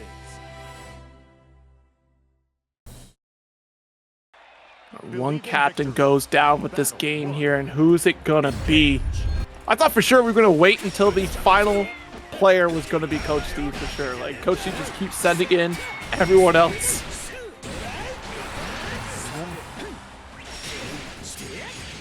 Opened up once again. Also is actually going to build the 100 meter here. Can bring that BP from Coach Steve. Chooses to do so. Massive life lead here. Guard cancels out. Finally finds a way. Gate of Demons. Massive open here. Ryazo. Not quite going to kill. Yeah, no BP on the side of Coach Steve either. That RS almost certainly meant to be a VC, but working out in Ryazo's favor, taking off that last little bit of life for Coach Steve. Coach Steve now with the positional advantage, gets the throw. Fortunately, was scooping up that parry, so counter hit for the corner position. Jeez. Yeah, let's get the corner carry. Ryazo, SBA early. Not going to drain the BP that time. Wasn't close enough, but gets another big close heavy. Steve's defense just looking kind of shaky right now. Is it going to be enough? No, the high health is still not enough. The RS to finish. Ryazo going to take out Coach Steve, winning the captain battle and closing the gap between the two teams. Doncho down. That's what it is at this point here. Coach Steve getting knocked out of their own team. But we're getting ever closer in terms of standing here. Like, it was starting to be like a nice little distance between Team Coach Steve and Team Ryazo. But Captain Ryazo taking a step up to try to catch up for the rest of the crew. And despite being down 4 players on their own team, 3 players down on Coach Steve's side, things are looking pretty good right now. Kills showing up. Going to be opting for Belial. Believe in victory. Battle 1. Engage. One more player to be lost here on the side of Team Coach Steve to really tie it all up. Nice air-to-air. Yeah, Ryazo winning out in the air-to-air. Saw the startup of the Belial JH, but not quite enough. Let's jump in. Backs against the wall. Big fight right there. Not going to get the pickup afterwards, though. Oh my goodness. I wonder if we would have spent the ult Goetia, if we would have been a little more consistent there, especially since you're headed back to the mid-screen anyway. But you want to talk about consistency. The Raging Strike into SBA. Interesting damage coming out from Seox. One more hit for Ryazo is going to do it. A nice challenge from Kill right there. Oh, punishing the parry. Oh, and gets a little bit too cheeky right there. Trying to go for the H for Sargo. Battle 2. Engage. Oh, max range of that jump H there. It gives plenty of opportunity for kill. Let's try to continue their turn. Full screen position as we wait for the Goetia cooldown. Patience. The Executed Demon's guard canceled out. Right back in, and no guard canceled there. That's what we were fishing for off that backdash. Nice smash once again from Kill. Might see the U. No, instead, just keeps it to the HS Mosius. We didn't see the U Goetia right there to extend the combo. Excellent spot dodge, full screen. I mean, you got life lead, no need to go in, but certainly be a threat. Dash H, doesn't go punish, tried to make it a guard cancel.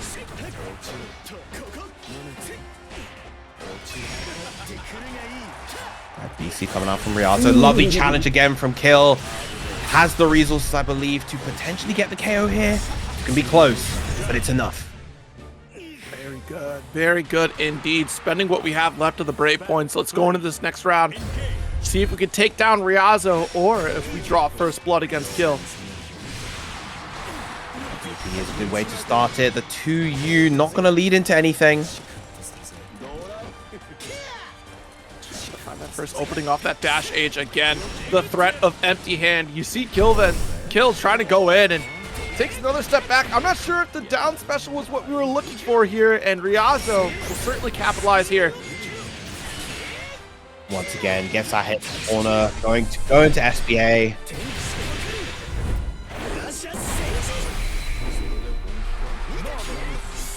Ryazo just looking so solid so far. Yeah. Very consistent set play here from 6 right now. Ryazo maintain that corner position, give you a little bit of breathing room, but really it's a bait. Trying to see if you'll go for the jump out, trying to see if you'll overextend out of this corner.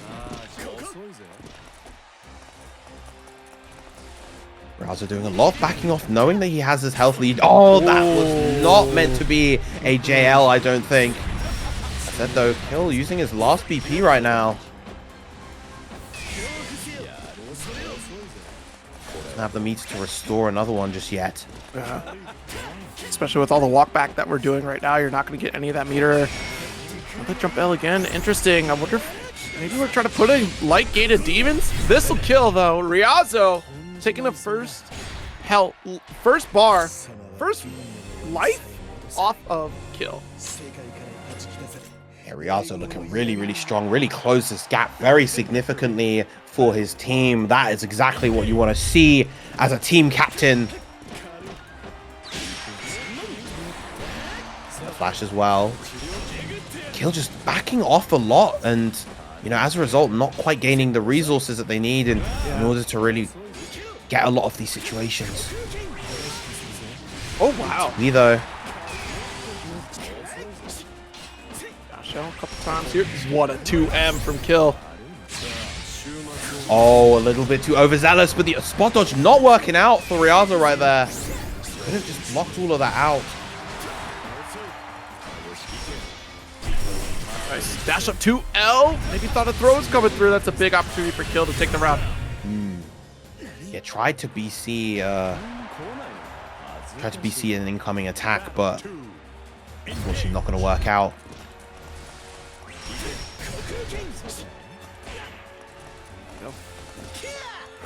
Far light here. Nice with punish. Yeah, very good trade here. Opportunity for Ryazo. Got a couple of frame kill off the light. Gonna go for the throw. Forward throw instead of back. Ooh! Wow. Oh, I think that could have been a punch pickup situation right there. Gonna go for the side switch with the Yugo Asia. That's a lot of resources spent, but a lot of good corner carry. Good corner carry. Damage output. Oh my goodness. Raging Strike. We try to go for a throw. Gets full combo into SSBA as well. That even hit cutscene. That's going to be a lot of damage. Across the finish line here for at least a round. Back and forth, and nice EX barrage. Round apiece here. Ryazo looking to take down Kill 100%. The 2M, nice. Side swap, we've caught you with this once before, and you forgot about it here. That was in that first game that we had. And the flash coming out, catches the U execution with the fireball. Once again, RPS DP. So far, these have been working out very well for Kill. Both these players just firing off their BCs. No, that is not going to work, and that's going to get whiff punished as a result. Oh gosh, a reset there? Interesting.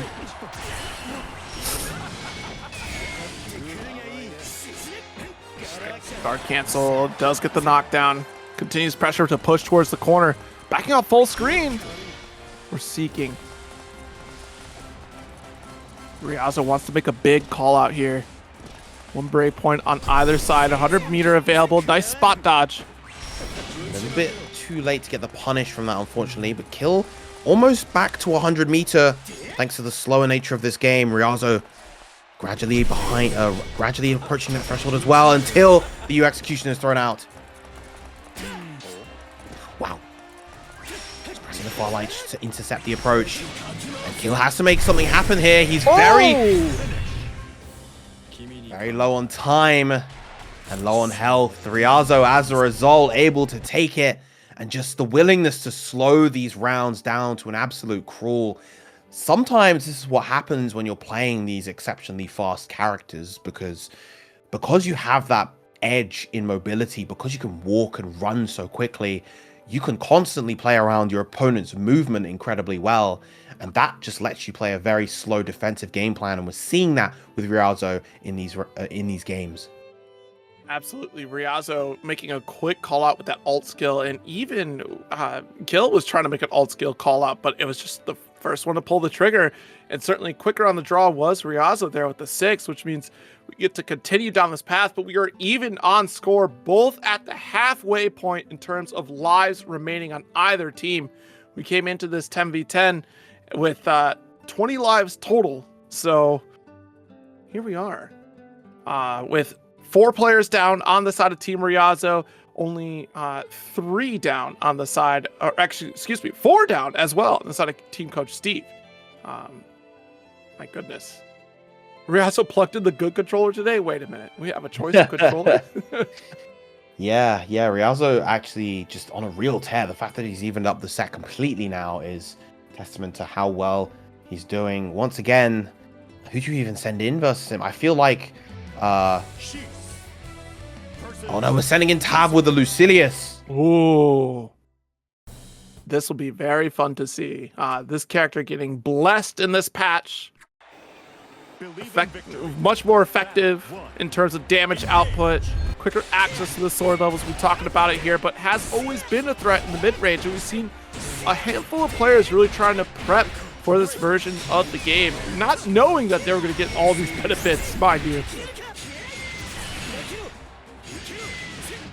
I'm certainly one of them here, but this round start for Ryazo is huge. Yeah, incredibly strong start for Ryazo. If there's one thing that's kind of lacking from Lucilius is that if he's not been able to establish any momentum early in the round, it's actually quite difficult for him to make comebacks because he won't have that blade level available. Nice use of the Thunder Flash, but unfortunately not actually going to get him a punish. On the throw. Ooh, now you're staring down chip point. You've got to be very, very careful. There's the Ace Tessera. That's going to be a lot of damage, but not enough to get the KO just yet. Oh, but the run-up throw. The balls on this man have the ambition, and it works out beautifully. That was an insane call out there to go back-to-back, and you only had the level 3, just on the cusp of level 4. All right, send out the wheel, and look how long the meter comes back here for those abilities, and a crawl even at level 2. But look how quickly we gained those levels.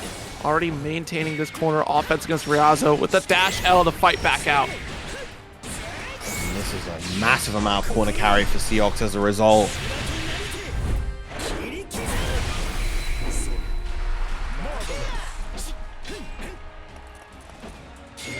Another dash L to max range heavy. The corner doesn't have SBA available, but that doesn't stop us from putting out as much damage as we can. There we go. Oh, yep. Don't need that SBA when you have the U execution to just snipe the forward approach. And once again, Ryazo on game point.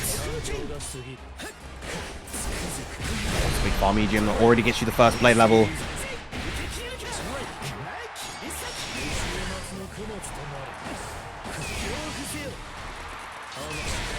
Just BC's back and forth.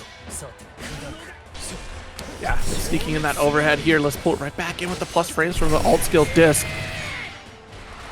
Tab not going for moves that really up the blade level. Nice spot dodge on the Gate of Demons right there.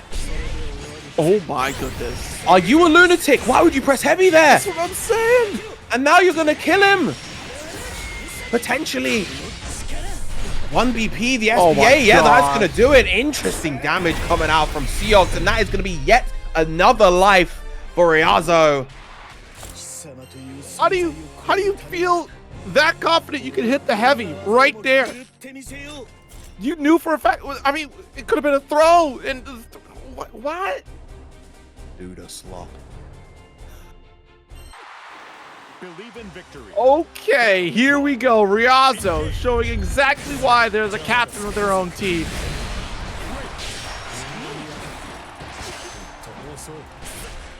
Right, big count hit, and again those count hit 2Ms, because of that move's higher attack level, you can get a very high reward off of count hits there.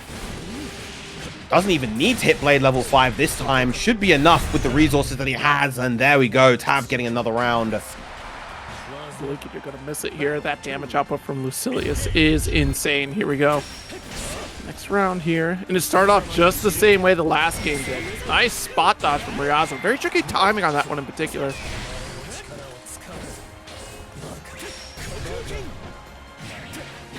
There's a frame trap coming out from Ryazo. Probably gonna build enough meter here. Yeah, there it is once again. Combo into the SBA. Making this corner position all the more terrifying with only a single brave point left. Ryazo with the substantial lead, but wait a minute. Great decision to go for the mash there. Gets a nice amount of damage and corner carry using that sequence.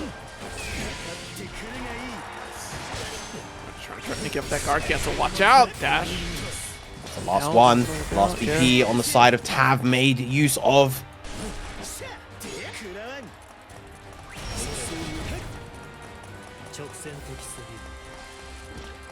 All right, so no break points on the side of Tav. One on the side of Ryazo here. It takes that light starter. Goes for the double. 1 BP, low health. This is going to do a lot of damage. Gets the ground bounce. No, doesn't even go for the H1. Instead goes for the M. And it's enough damage to get Tav the game. Finally, Ryazo has been taken out. But what a run that he had as the team captain. Taking out so many stocks on the side of Coach Steve's team. Absolutely. I think you couldn't ask for a better performance from a player right now. Certainly OCVing would be ideal at this point for either team. But yeah, excellent show from Ryazo here. And still stemming some of the bleeding for their own team. It was looking like Team Coach Steve was about to run away with it here when things really kicked off. But now that gap is getting ever closer as another player does finally get knocked out. It'll be the 5th for Team Ryazo with 4 on the side of Coach Steve, but Coach Steve's team isn't getting out of there with a few wounds of their own here. Down to 1 life is Aarondamac, Tav 102 as you saw, and Saltz as well to round out this team with 1 switch remaining on both sides here, leaving only 3 players with a full bill of health. That leaves BEPaw, Synn, and Lazy Ruin, who we've not seen step up to the plate quite yet, but Tav sitting on the stick still will be continuing on to go up against Team Ryazo's next pick. Yeah, I'm definitely curious to see who Team Ryazo send in next. Compared to Coach Steve's team, they have 4 players that have 2 lives each in Havaniceday, Zane, CharChar, and Ktang. We're seeing the CharChar Vera instead of the Ladiva coming through. Okay. Believe in victory. Trying to get back into this here. We were talking a little bit about the changes for Vera, how she can be much more aggressive now. And even her transform state is also very much a threat still. Nothing too substantial or drastic, really, that changes or alters the usual game plan. It just got a little more potent than what it did before. No anti-air on the jump. Discount hit. Right, goes for the DP, just to relieve that pressure just for a moment. Nice spot dodge on the BC. Can spot dodge this, but yeah, not actually in a position to punish afterwards. Lovely anti-air right there. That's going to result in a nice chunk of damage. Blade level 3 is available. Good challenge back. Oh, that's a solid amount of damage off the counter hit sweep, and gonna get sniped by Luminaria as well. Wow, what a 2U. Yeah. And able to link into the close medium and get the KO with the punishment ray.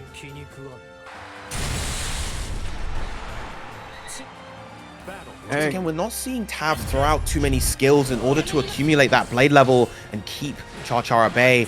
You know, you can build blade level simply by pressing the skills, and not ready for the 5U is Tav either. I wonder if a lot of it is just that old mindset of the previous patch version of Lucilius, because a lot of Lucilius players tended to be a little more conservative on skills and waited for ult skills to kind of support a lot of that offense. But now it's certainly just send it, right? Because you can get those levels up quickly. Ult skill, we do get the launcher here as well. Tap. Beautiful. On level 3. Level 4 has been acquired. It just takes 2 more skills now in order to reach that level 5. Nice challenge right there. Doesn't even need the 2 skills. Probably just going to spend the... Yeah, it's going to go for the U Iscariot to finish things off. Tav getting another round. Battle 3. Engage. Dash M is the start. All right. Oh, nice check. And able to combo into, or able to catch with the M Iscariot. Unfortunately, that 5L too far for a triple tack here. Like, a little bit Oh, closer. big 2M right there.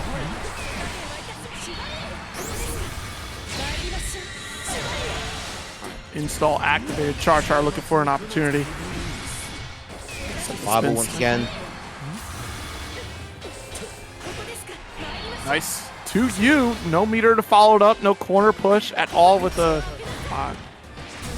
cancel into a special. Goes for the throw right there. Again, just CharChar just pressing on their own minus frames and establishing the offense as a result. Another throw coming out. Don't let the 4th one happen. Careful. Bit on shift damage here. The guard cancel BC does get bait. teleported Oh, but doesn't through. get the follow-up. And the Scarlet Oath is going to clip. CharChar now re-establishing that lead for the team on Ryazo's side. 9-8. Very scary interactions there, but I mean, CharChar really feeling themselves in that corner with the back-to-back throws. And also, I think that one minor flaw is the fact that Tav was still playing that original style of Lucilius, being very conservative on those specials, not really sending them out there to get the quick level 3 position to then put you over to the threshold of level 5, which is going to be such a big way for Lucilius to play. But at least playing conservatively like that, Tav found a lot of great opportunities to put on damage against CharChar. It could have gone either way, and I'm very excited to see where Tav goes in terms of how potent this becomes in the future. Yeah, absolutely. I think, honestly, as we were mentioning before, there are just those moments where Tav probably could have been a little bit more proactive in the way that they played certain situations, just pressing a little bit more confidently, as well as using those skills a little bit more liberally and making use of the 5U. That was an option that was buffed in this version of the game. The follow-ups from Orbital Resonance, the light follow-up in particular, noticeably better since it now launches the opponents, and I believe the blades recover faster after you send them out. So just another way to be able to get to those levels. But we're coming through with the BEPaw Matera this time. Okay. We talked about this at the top of this event here in particular, that BEPaw feeling a little slighted by the changes from for Fairy in this patch here. And it seems like a mixed bag at the initial outset. Nice 2H to start things off in terms of the Fairy changes, but BEPaw finding comfortability in Matera and able to convert a massive amount of damage for this one here.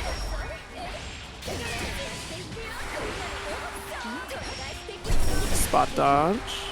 The trade definitely, as Matera don't want to let Vera gets in, but so far BEPaw doing a great job of not allowing that to happen. Just so aware of a lot of these situations. They're now stuck in the corner, and the raging strike. Not quite able to escape out of the corner, but with no break points to the side of CharChar. I'm surprised no anti or BEPaw wasn't ready. Jump throw coming out this time, goes for the DP and lets it rip to take the round. BEPaw holding firm. Battle 2. Engage. The 5L interrupt, nice, but a deep jump in here from CharChar. Now look at the transformation right after. Wow, great mash coming out from BEPaw right there. We'll jump install the return to neutral, the 2M. Just find the mark, falls through with the high shot though. Wow, nice TK arrow right there to just get out of that situation.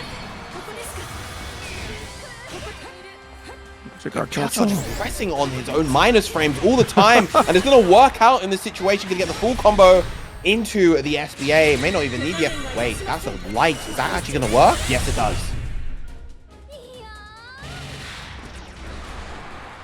All right, round apiece, and yeah, I think it just becomes a little overwhelming to deal with on the side of CharChar here with how often they want to press. You see BEPaw really trying to preemptively set things up. CharChar is finding so much success out of being this aggressive. Guard canceled. There's your challenge here. Full screen position. I think if we just try to zone it out here, goes for the 2U. And you lose out on the benefit of Butterfly there. Oh no, the U arrow a little bit too slow right there, and that's going to give CharChar a full opening. No anti-airs again. We saw them so liberally early on, but they're not happening anymore. Oh, this is annoying. To keep running into arrow shots. Another 2M. Waiting for an approach from CharChar. Nice. In that granblue zone, right? To keep shutting down approaches from CharChar. Rainfall comes through. EX Butterfly, or Alt Butterfly rather. We're totally content trying to chip away at CharChar's health little by little.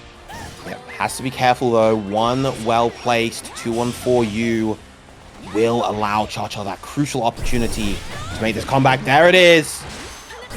With the throw and another Scarlet Oath, but not going to be enough. But the throw is tried to BC, and CharChar able to take it, expanding that lead even more. It's the first time Team Ryazo has taken a lead over Team Coach. All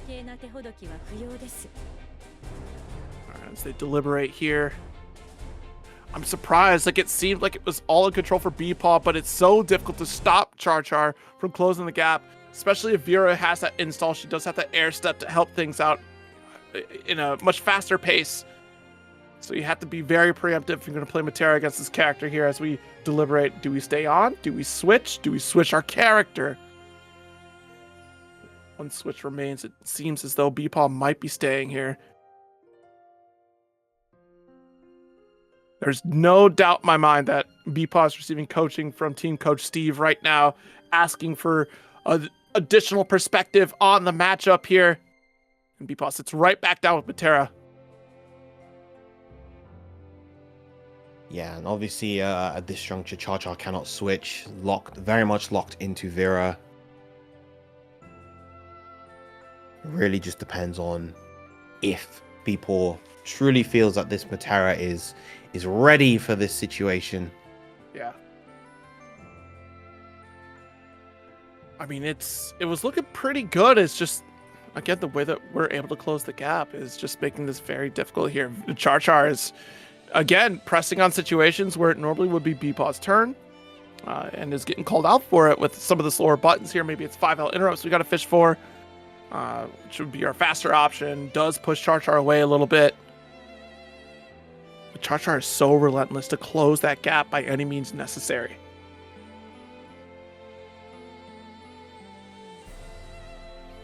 I'm actually wondering what we are waiting on the side of CharChar. Hasn't locked into the cab, so maybe there might be a little bit of a problem on the side of... Oh, no, never mind. Now has hopped back on and is ready. Both players are locked in. CharChar, I believe, still on 2 lives. BEPaw now on 1 remaining. Very true. 2 lives remain for CharChar, and Let's see how this plays out. Immediate shot, the low EX.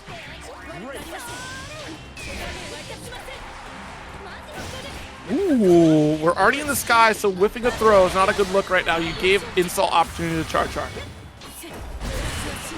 Plus frames, and that's counted. That's going to do a lot of damage. Gonna straight into that punishment ray, drain that BP, deal that damage. One solid opening for CharChar should be enough, but the DP stems the bleeding just a little bit. Ooh, no whiff punish on the throw, and that's going to be death as a result. Not like this. A moment of pause there.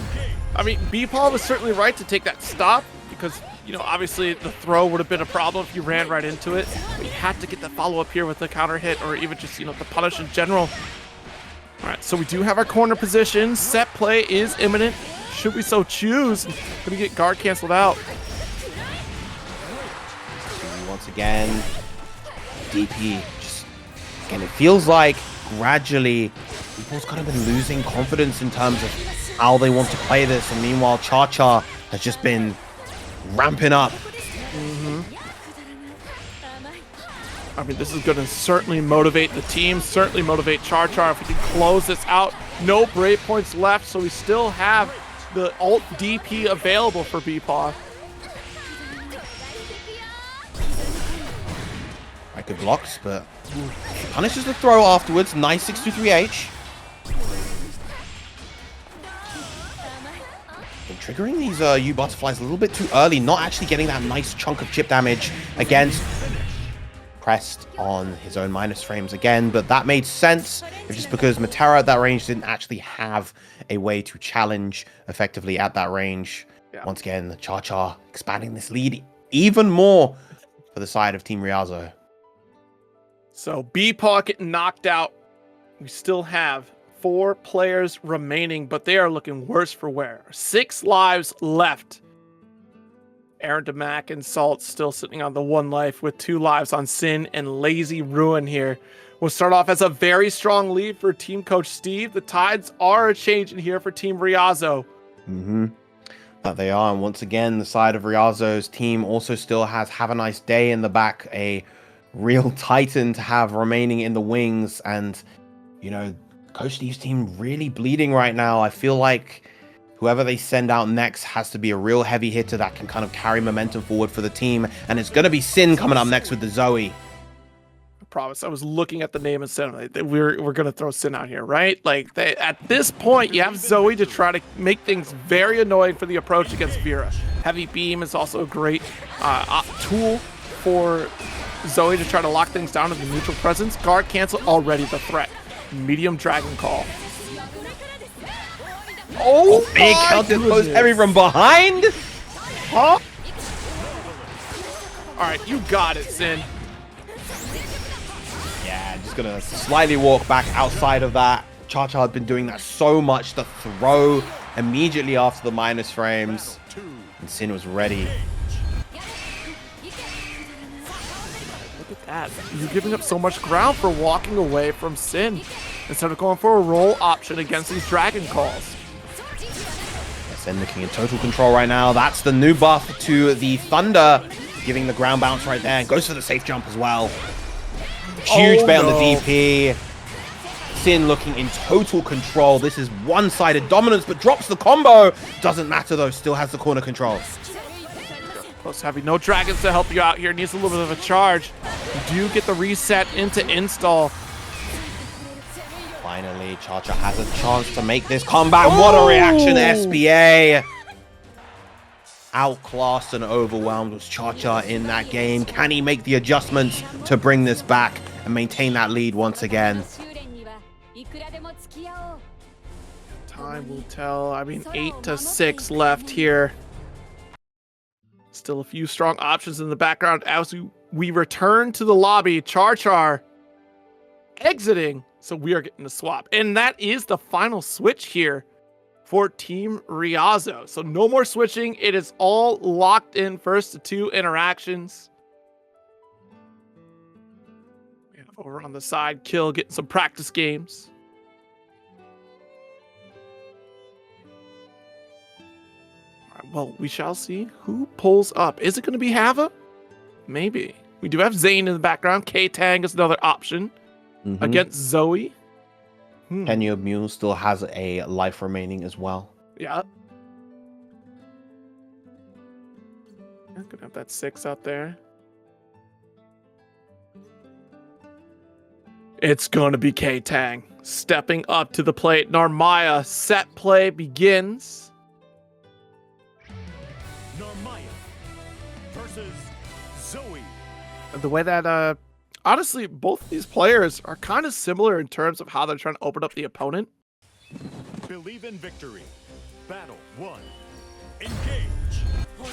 Yeah, both can play that kind of long-range game, but I would say that Zoe plays it a little bit better. There's just more threat coming from those dragons comparative to the Setsuna at those longer ranges. Already Synn just introducing the UDP on defense.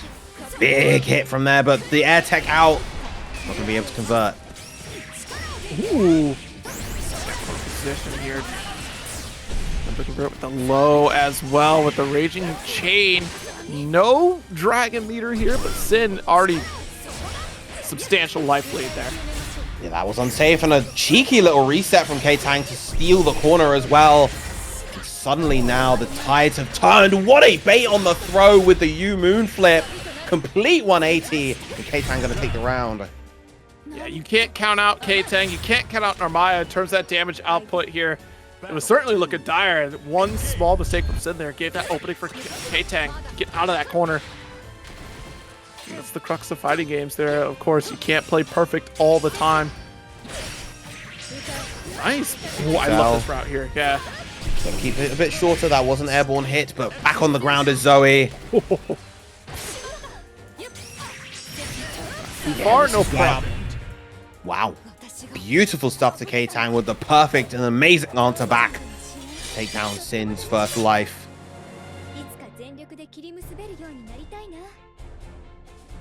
Right. That was a strong answer here from Ktang to try to strip another life away from the side of Team Coach Steve. And again, back against the wall. It's a situation that Ktang has been in before, but the Crescent Slash mix potential is certainly a massive threat.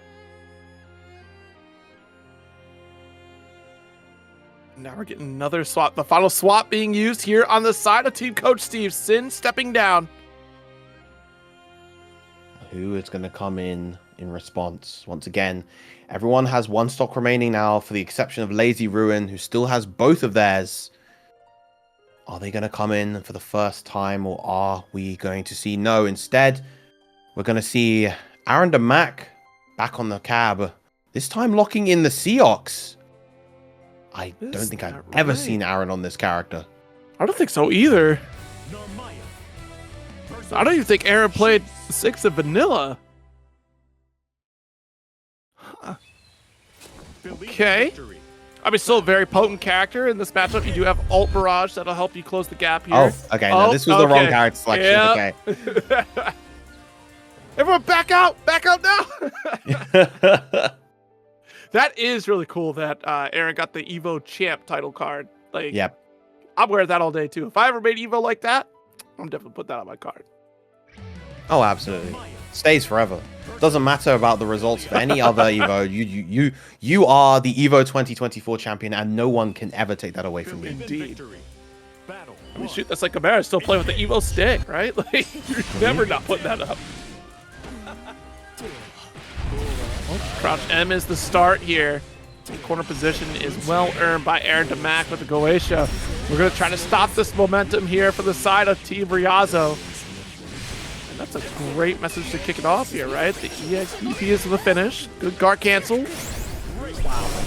Nice check with the 5L right there.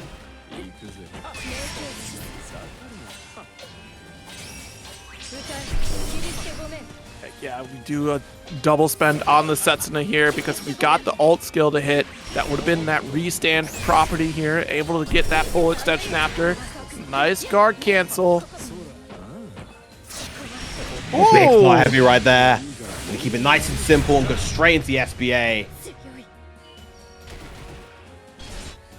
Aarondamac up around.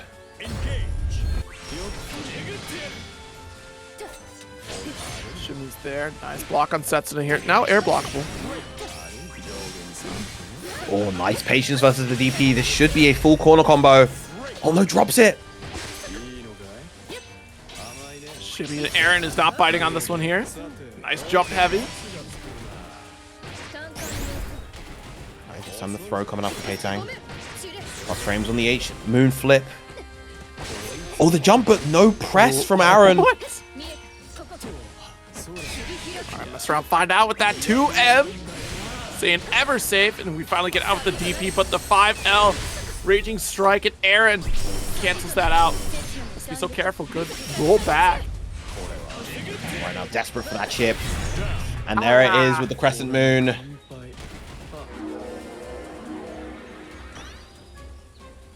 One round apiece. Yeah, that was tricky stuff here with that Crescent Moon. It looked like Aaron ended up walking back into it instead of proceeding forward. Nice Setsuna slash here. Goetia will not be able to find the mark there because Setsuna a little bit further on reach. A little faster on the draw even. Oh, big bait on the U parry right there. Gonna keep it nice and simple. Straight into the corner. No meter on the side of Aarondamac, but when you have the pressure options of Bilal, you can still layer in plenty of ways. The tick throw is a start.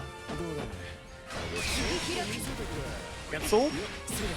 Yes. Oh, tried to run up with the moon flip, I think, and doesn't get the KO there. Interesting, the light starter here probably mitigated too much damage. No brave points available for Ktang, so... Oh my goodness, the light, wait a minute! And send this into the Setsuna. Probably gonna go for a reset, and does, but Aaron is ready with the U, and Notoria keeps himself alive, and rematch from Ktang. Absolutely no switches available on either side here. So it's all commitment all the time for every game going forward. JH once again, but Ktang just playing defense very aggressively right now.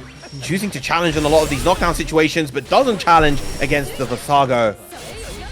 That's punishable, yeah. Nice. Yep. Crouch M, another one here, and Ktang gonna get caught by the third one. Gets off link as well into the 6XL, doesn't convert any further, just chooses to go for the L Asmodeus instead of the H. Lovely challenge. Oh, the 2L a little bit too committal there, right there. And as a result, it's going to be a full combo for Ktang.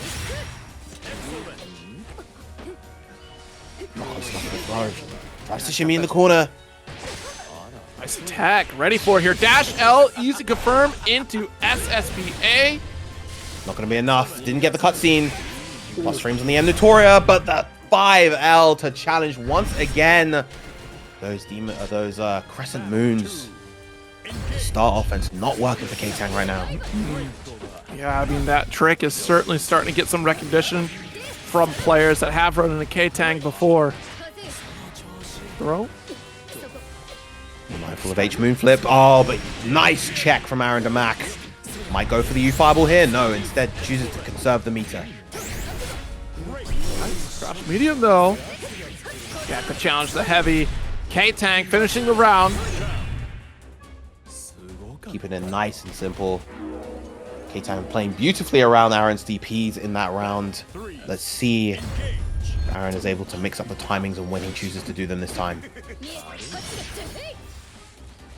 Dash here. Got the space. We gotta worry about the Setsuna as well. Just cut it down the Goetia. Oh, lovely DP to beat out the throw right there. What a whiff punish, but doesn't get too much. Just goes for the M fireball instead. Ooh, trying to bait out the guard cancel. Wants a refund on that Brave Point service. Right, whiff 6XL into the throw. Another throw for good measure. What is going to be the set play? No! Gets parried with the Yu Mugen Kagura. 5L. Aaron doing a superb job just checking with these 5Ls so far. Here we go. Little clip, gets a knockdown. And start the offense, and here we go. Almost in the corner. Oh! Huge 6XL from Aaron, though. fights his way out, and as a result, takes Ktang's final stock, closing the gap to 6-5. My goodness. I thought for sure towards the end there that we were going to get that Ktang pendulum swing to get the lead there. And honestly, it's so bizarre. Lately, Ktang has adopted this strategy to go for the ultimate skills, sets in a slash in the corner, and go for reset as opposed to going for crumble combo. Like, it's been a ton of damage that's left off the table for such a high risk interaction. And you reset for throw rather than reset for crescent. So that gives Aaron plenty of opportunity to challenge right back as you make those decisions here. And that's unfortunate. Yeah, I mean, the U sets in that max range, you know, Namaya can't combo at those longer ranges. But as you said, you know, keeping the ground level pressure as Namaya is very, very important, just because she gets a lot of plus frames from the 5L, the Kagura 2M, just maintaining that kind of stagger offense, very, very strong. And of course, the character has good strike throw as a result. But great stuff once again to Ktang, still managing to get a stock off of Synn in the earlier round. Who do Team Ryazo send out to try to take out the Evo champ here is the question. Feel like you might go Havaniceday for their debut appearance on this one here. They're looking very strong right now on Beelzebub, and even still you have Jita if you want to fall back on, you know, your comfort pick for this matchup in particular. TenuredMule also going to be a solid pick. I mean, down to one stock and it's do or die at this point here, because even if you take out Aaron, the only one with the full bill of health is Lazy Ruin. We do have Zane stepping up, another player here on this team with 2 lives left. Battle 1. Engage. All right, Zane with the Guri Munir. Good start so far, but not going to get the combo into the far heavy right there. Ooh, nice jump H, and a beautiful spot to do it at, because there's so much of a presence with jump H from Belial here that even if you go for Gale Dash after, you're going to get that challenge. But corner carry Zane with a substantial lead. Solid damage, built the meter for SBA. Link straight into it, and that's going to be the round for Zane. And potentially now only 1 round left in the tank if he doesn't make something happen here. Oh my goodness. Tornado. All right, Gale Dash available. Whoop. Wow, that was the sick. Movement from Zane. Yeah. Pressure from Aarondamac, middle of the screen, piling on these normals, the plus frames, endless. Oh, wow. Good 5H. Let's get another one here. Using the last Gale Dash seal. Ooh, almost gets a pickup from that range.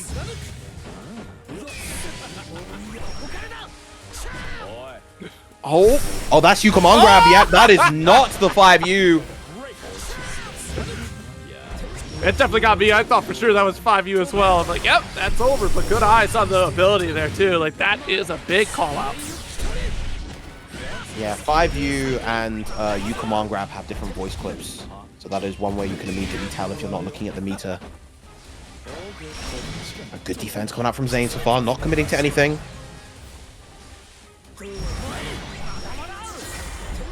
No BP left, but and gets the clip that he needs and knocks out Aarondamac.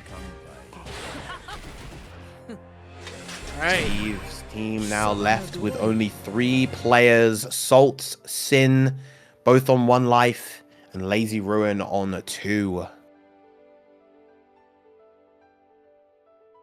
Yeah, with Grimnir out here, you're going to be zipping and zooming with these seals. It's going to be tricky to keep up with, and this team is looking battered on the side of Coach Steve.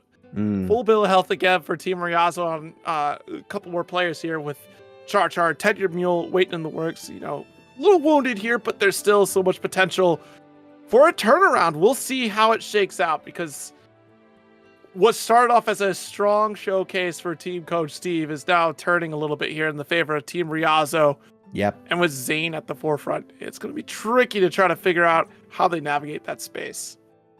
Yeah, I feel like my gut wants to say they send Synn back in maybe to deal with the the Grimnir on the side of Zane, but we'll have to wait and see. Yeah. Once again, team coach Steve only having one fresh player in Lazy Ruin, another Nia player on the side of the team, so that's another potential choice if you want to have that little bit more of a, well, it's not really a safety net. You have, in the end, you have the same number of lives, but you have more character variety if Lazy Ruin ends up losing a game, for instance. Yeah, and my fear is how Nier in this version of the game handles the onslaught of Grimnir. The aggression that we're going to see, and also the better block stun that you get off of the drill, depending upon the range that it's shot at. There's a few tools in the arsenal of Grimnir that makes them all the more potent, and especially in the hands of Zane. One of very few players that have explored this character to the extent that they have. It's going to be tricky to keep up with. I'm sure all of these players have played each other many times before, but this is certainly one of those moments here where pressure starts to get a little regressive here. Yeah. Definitely getting real tough. Well, thank you all again for hanging out with us here on this 10v10 for Paragon Online. Of course, it's been a spectacular showcase. I'm sure a VOD will be up shortly after the event is said and done. If it's on the same day, that'll be insane. But, you know, high quality takes a minute to upload to YouTube. So give it a moment here for the team to help you out with that one. Again, always check out the weekly events here at Paragon as well. Every Friday, we'll get that ladder tournament rolling, unless it's stated otherwise. Granblue is going very strong here on Paragon Line each and every week.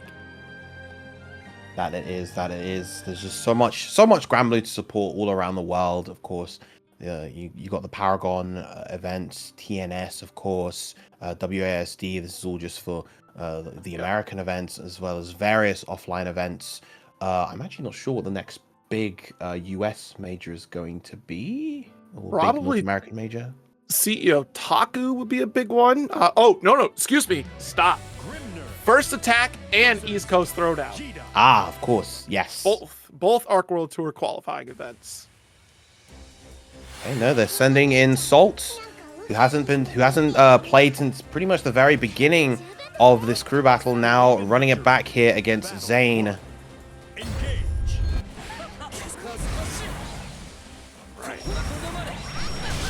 Well, 2L, EX Fireball not going to help out here. Good effort, though. A couple Gale dashes. Zane comes out safe. Nice knockdown. This is going to be a good start here for Saltz here. As long as you can put Zane into the corner. Like, this walk down's working. Just only a matter of time.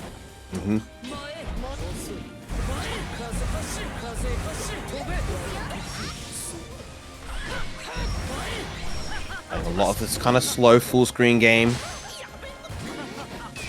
I mean, you're still chipping away at the health of Saltz. My goodness, backdash into 5H. Oh, but the 2L sneaks up with the throw. There's that corner position, got level 1. And even the Grimnirs of Zane's caliber let that 2-1-4U rip every now and then.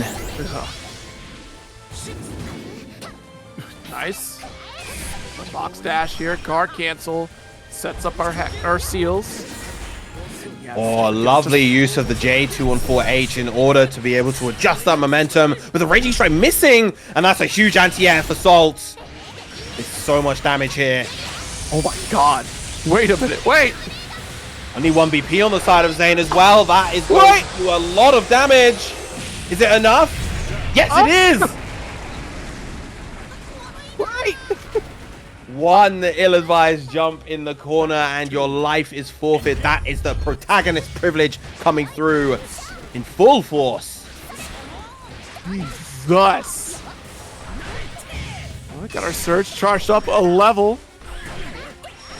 Wow, big punish on the far heavy right there. Ooh, I think that was meant to be an MDP. Drops it right there. Drops the link. Seal, not going to utilize it here. Fortunately, dropped out of the Rekka series here. But don't forget the box dash here, available right after the jump special.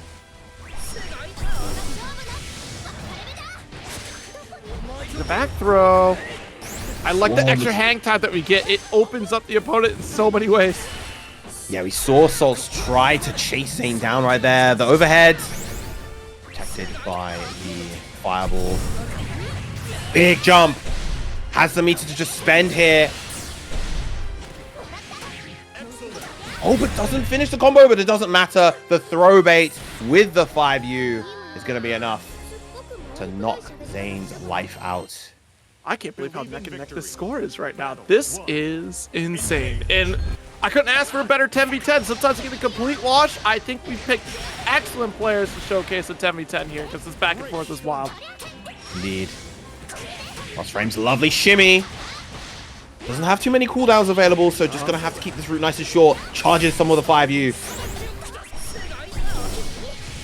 Trying to set up these wind crests, and unfortunately, gonna get put right back in the corner. We do get the opener here. Can go back into the mid screen. Gale dash to extend it even further with an SBA finish.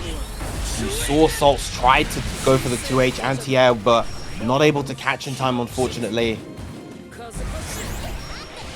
Dodge gives opportunity for a couple more wind crests. Good block on the cross up. Oh, that is huge. That might be death. No, that's definitely death.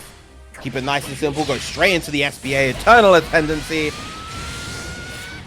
Didn't even need the full thing. Oh my gosh. Battle 2. Engage. Excellent round here. We got our dash L. Zane trying to fight back, but look at this, running with the fireball here within the confines of it, so it's a completely safe push against Zane here for that corner, giving up so much ground. Nice. Oh, and that was actually a bit of a fake safe jab right there. That didn't actually save Meaty, but it was enough on the recovery in order to keep Saltz safe. Close light right there. Combo limit even. The follow-up here. Another combo limit light DP. Things got real cheeky right there. The frame kill DP to set up the Oki situation. Beautiful, beautiful response from Saltz, taking out both of Zane's lives and evening up the set to a dead even 4-4. 3 players remaining on both sides. So TenuredMule, Havaniceday, and CharChar. Who do you send to go up against Saltz? And yeah, and like you said, even 3 players on either side, this is... Oh, man. I get a sneaking suspicion Havaniceday is going to be saved for last, and it's going to be Lazy Ruin also saved for last because you get that true first to 2 set. Yeah, TenuredMule coming out. Getting right down to it. You couldn't ask for a better 10v10, as I said in the last game. Final life on both sides here. So first game means the opponent is out, and great start for TenuredMule to get that corner wall bounce as well. Yeah, him getting access to the wall bounce on Wolf's Howl right there just improved this character's already incredibly good corner carry even further. It certainly did. I mean, just the combo ability, being able to snipe things out with the ult skill barrage. Of course, this will get blocked to try to extend a little bit further to TenuredMule, but Saltz able to interrupt. Maximizing that conversion right there. Low health Seox. This is really going to sting. My goodness. How does this happen? One mistake, you spend a break point, but at what cost? It's 2L. Ooh, 2L. Yeah, try to sneak in with a throw. Empty hand finds its mark. Oh my god. Very, very careful right now. Chip damage. And the execution coming out of the blue. Saltz have been doing such a good job blocking those until then. TenuredMule bringing it back. Route start, gated demons, okay. These two slugging it out right now. In your face with 5U to get that corner position as well. Like TenuredMule feeling very confident right now, but a little too confident. Whip parry, Saltz taking advantage of it. Not as bad as it could have been though. Yeah, nice 2U right there. Gonna be able to get the close heavy as a result. Drain the VP with the SBA.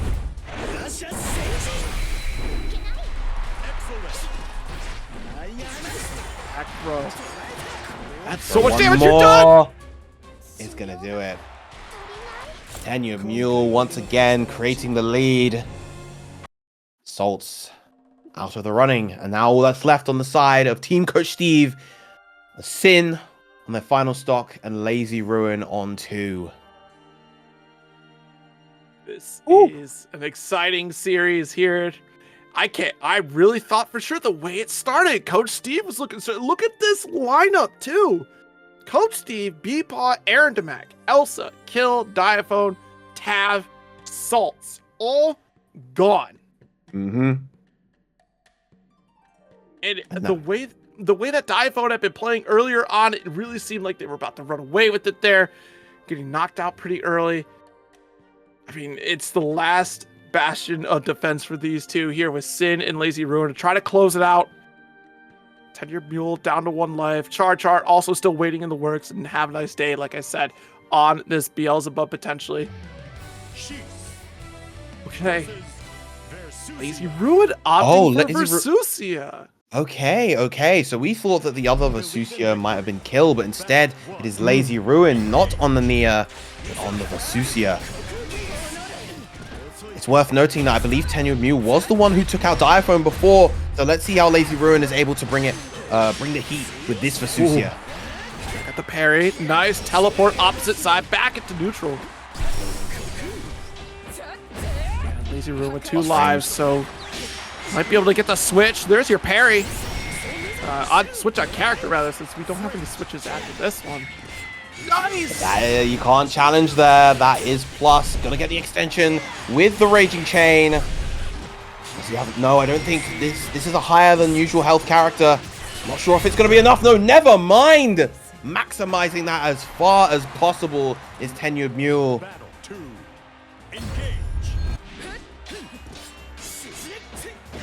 Stagger again. Snake's bite. Getting out of dodge with 5U Ender after the Rekka series. Now we can full send. Plus frames galore, just this constant pressure, the barrage of offense. Lazy Ruin not even getting a chance to play right now. Oh no, this Versusia looking like they're not quite ready, or it's just a testament to the type of pressure that 6 is capable of here. Okay, EX empty hand. There's our guard cancel. No cross up for you, the 2H. That's a game down for Lazy Ruin, who is on their final life now with no switch. They gotta commit. But do we get the character swap, or are we committed to? Are you kidding me? Vera, wait! Taking it out with the Versusia. Already gets to jump in, punishes TenuredMule. You're stuck in the corner, and you've taken a full VNB from Seops. L's not gonna get the opening, but we've knocked out this corner for quite some time. EX empty hand, nice 5U. Not able to get the anti-air there either versus the Gate of Demons. This is looking so rough right now. And just it feels like Lazy Ruin cannot get anything going. The constant purrs of the claws just tearing into the God of Destruction. And, you know, we forgot to talk about a major flaw, too, for the one reversal that Lazy Ruin has in Versusia, that forward ult special. It's one setup where you can just jump forward in the corner, and it's going to miss entirely against an airborne opponent. So it's very tricky to try to snipe somebody out when your back's against the wall. Deep cross-up, big opportunity for TenuredMule to return the favor in terms of health lead. Again from the empty hand, Gate of Demons, more plus frames. The great use of the Unimbus right there. That's the that was an ill-advised BC. Finally, Lazy Ruin getting around on the board. Being able to snipe out with that DP there from Lazy Ruin, very important. That position was the ideal spot to be if you're going to get caught by that on Wake Up.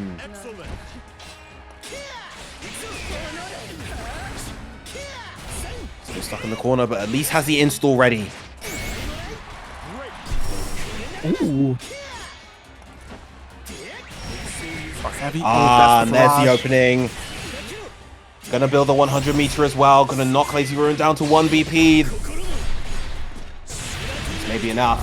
Yeah, that should be it here. Lazy Ruin going down, and one final life remains. Synn will have to step up to the cabinet here to try to take down 4 lives. You'll have to take down Tenured, CharChar, and Havaniceday. But you have 1 life remaining here. Do you succeed against 6? Will the Synn set play be enough? It's going to be real tricky. Zoe, a potent character in her own right. Synn, an incredible player, but this is quite the mountain to climb. Absolutely. Gosh, because behind this you have Beelzebub Vegeta or Vera. If you end up defeating 6, 1 game.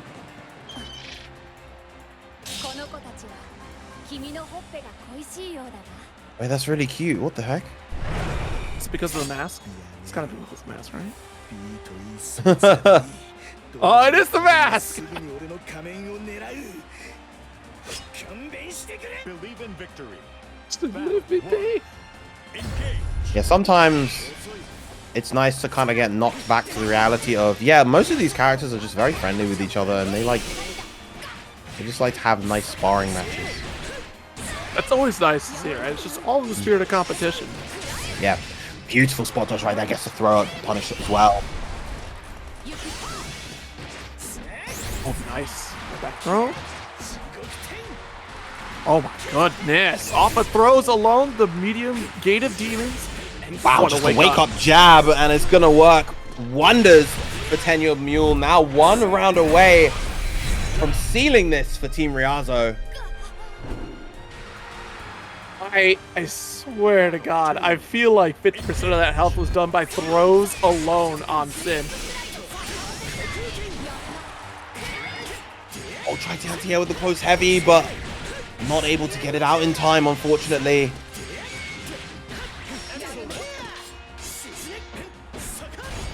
Stuck in this corner, not a spot you want to be, especially against 6. We have enough for alt skill DP out, but it's not going to happen here. With 1 brave point, 100% on SSBA. That's 1 more special to turn it out, and that will do. TenuredMule defeats Team Coach Steve. The entirety of Team Ryazo putting in a great effort to get this return to favor. What started out again as a substantial lead for Team Coach. Team Ryazo turns the tide, and Coach Steve already asking for hands against Ryazo to try to get this going. Yeah, the Seoxes in particular ended up doing a ton of work. Both Ryazo and TenuredMule were 2 of the biggest players to end up closing that gap and creating that lead as well. And all I've got to say at the end of that is interesting meow from Seox. Big meow.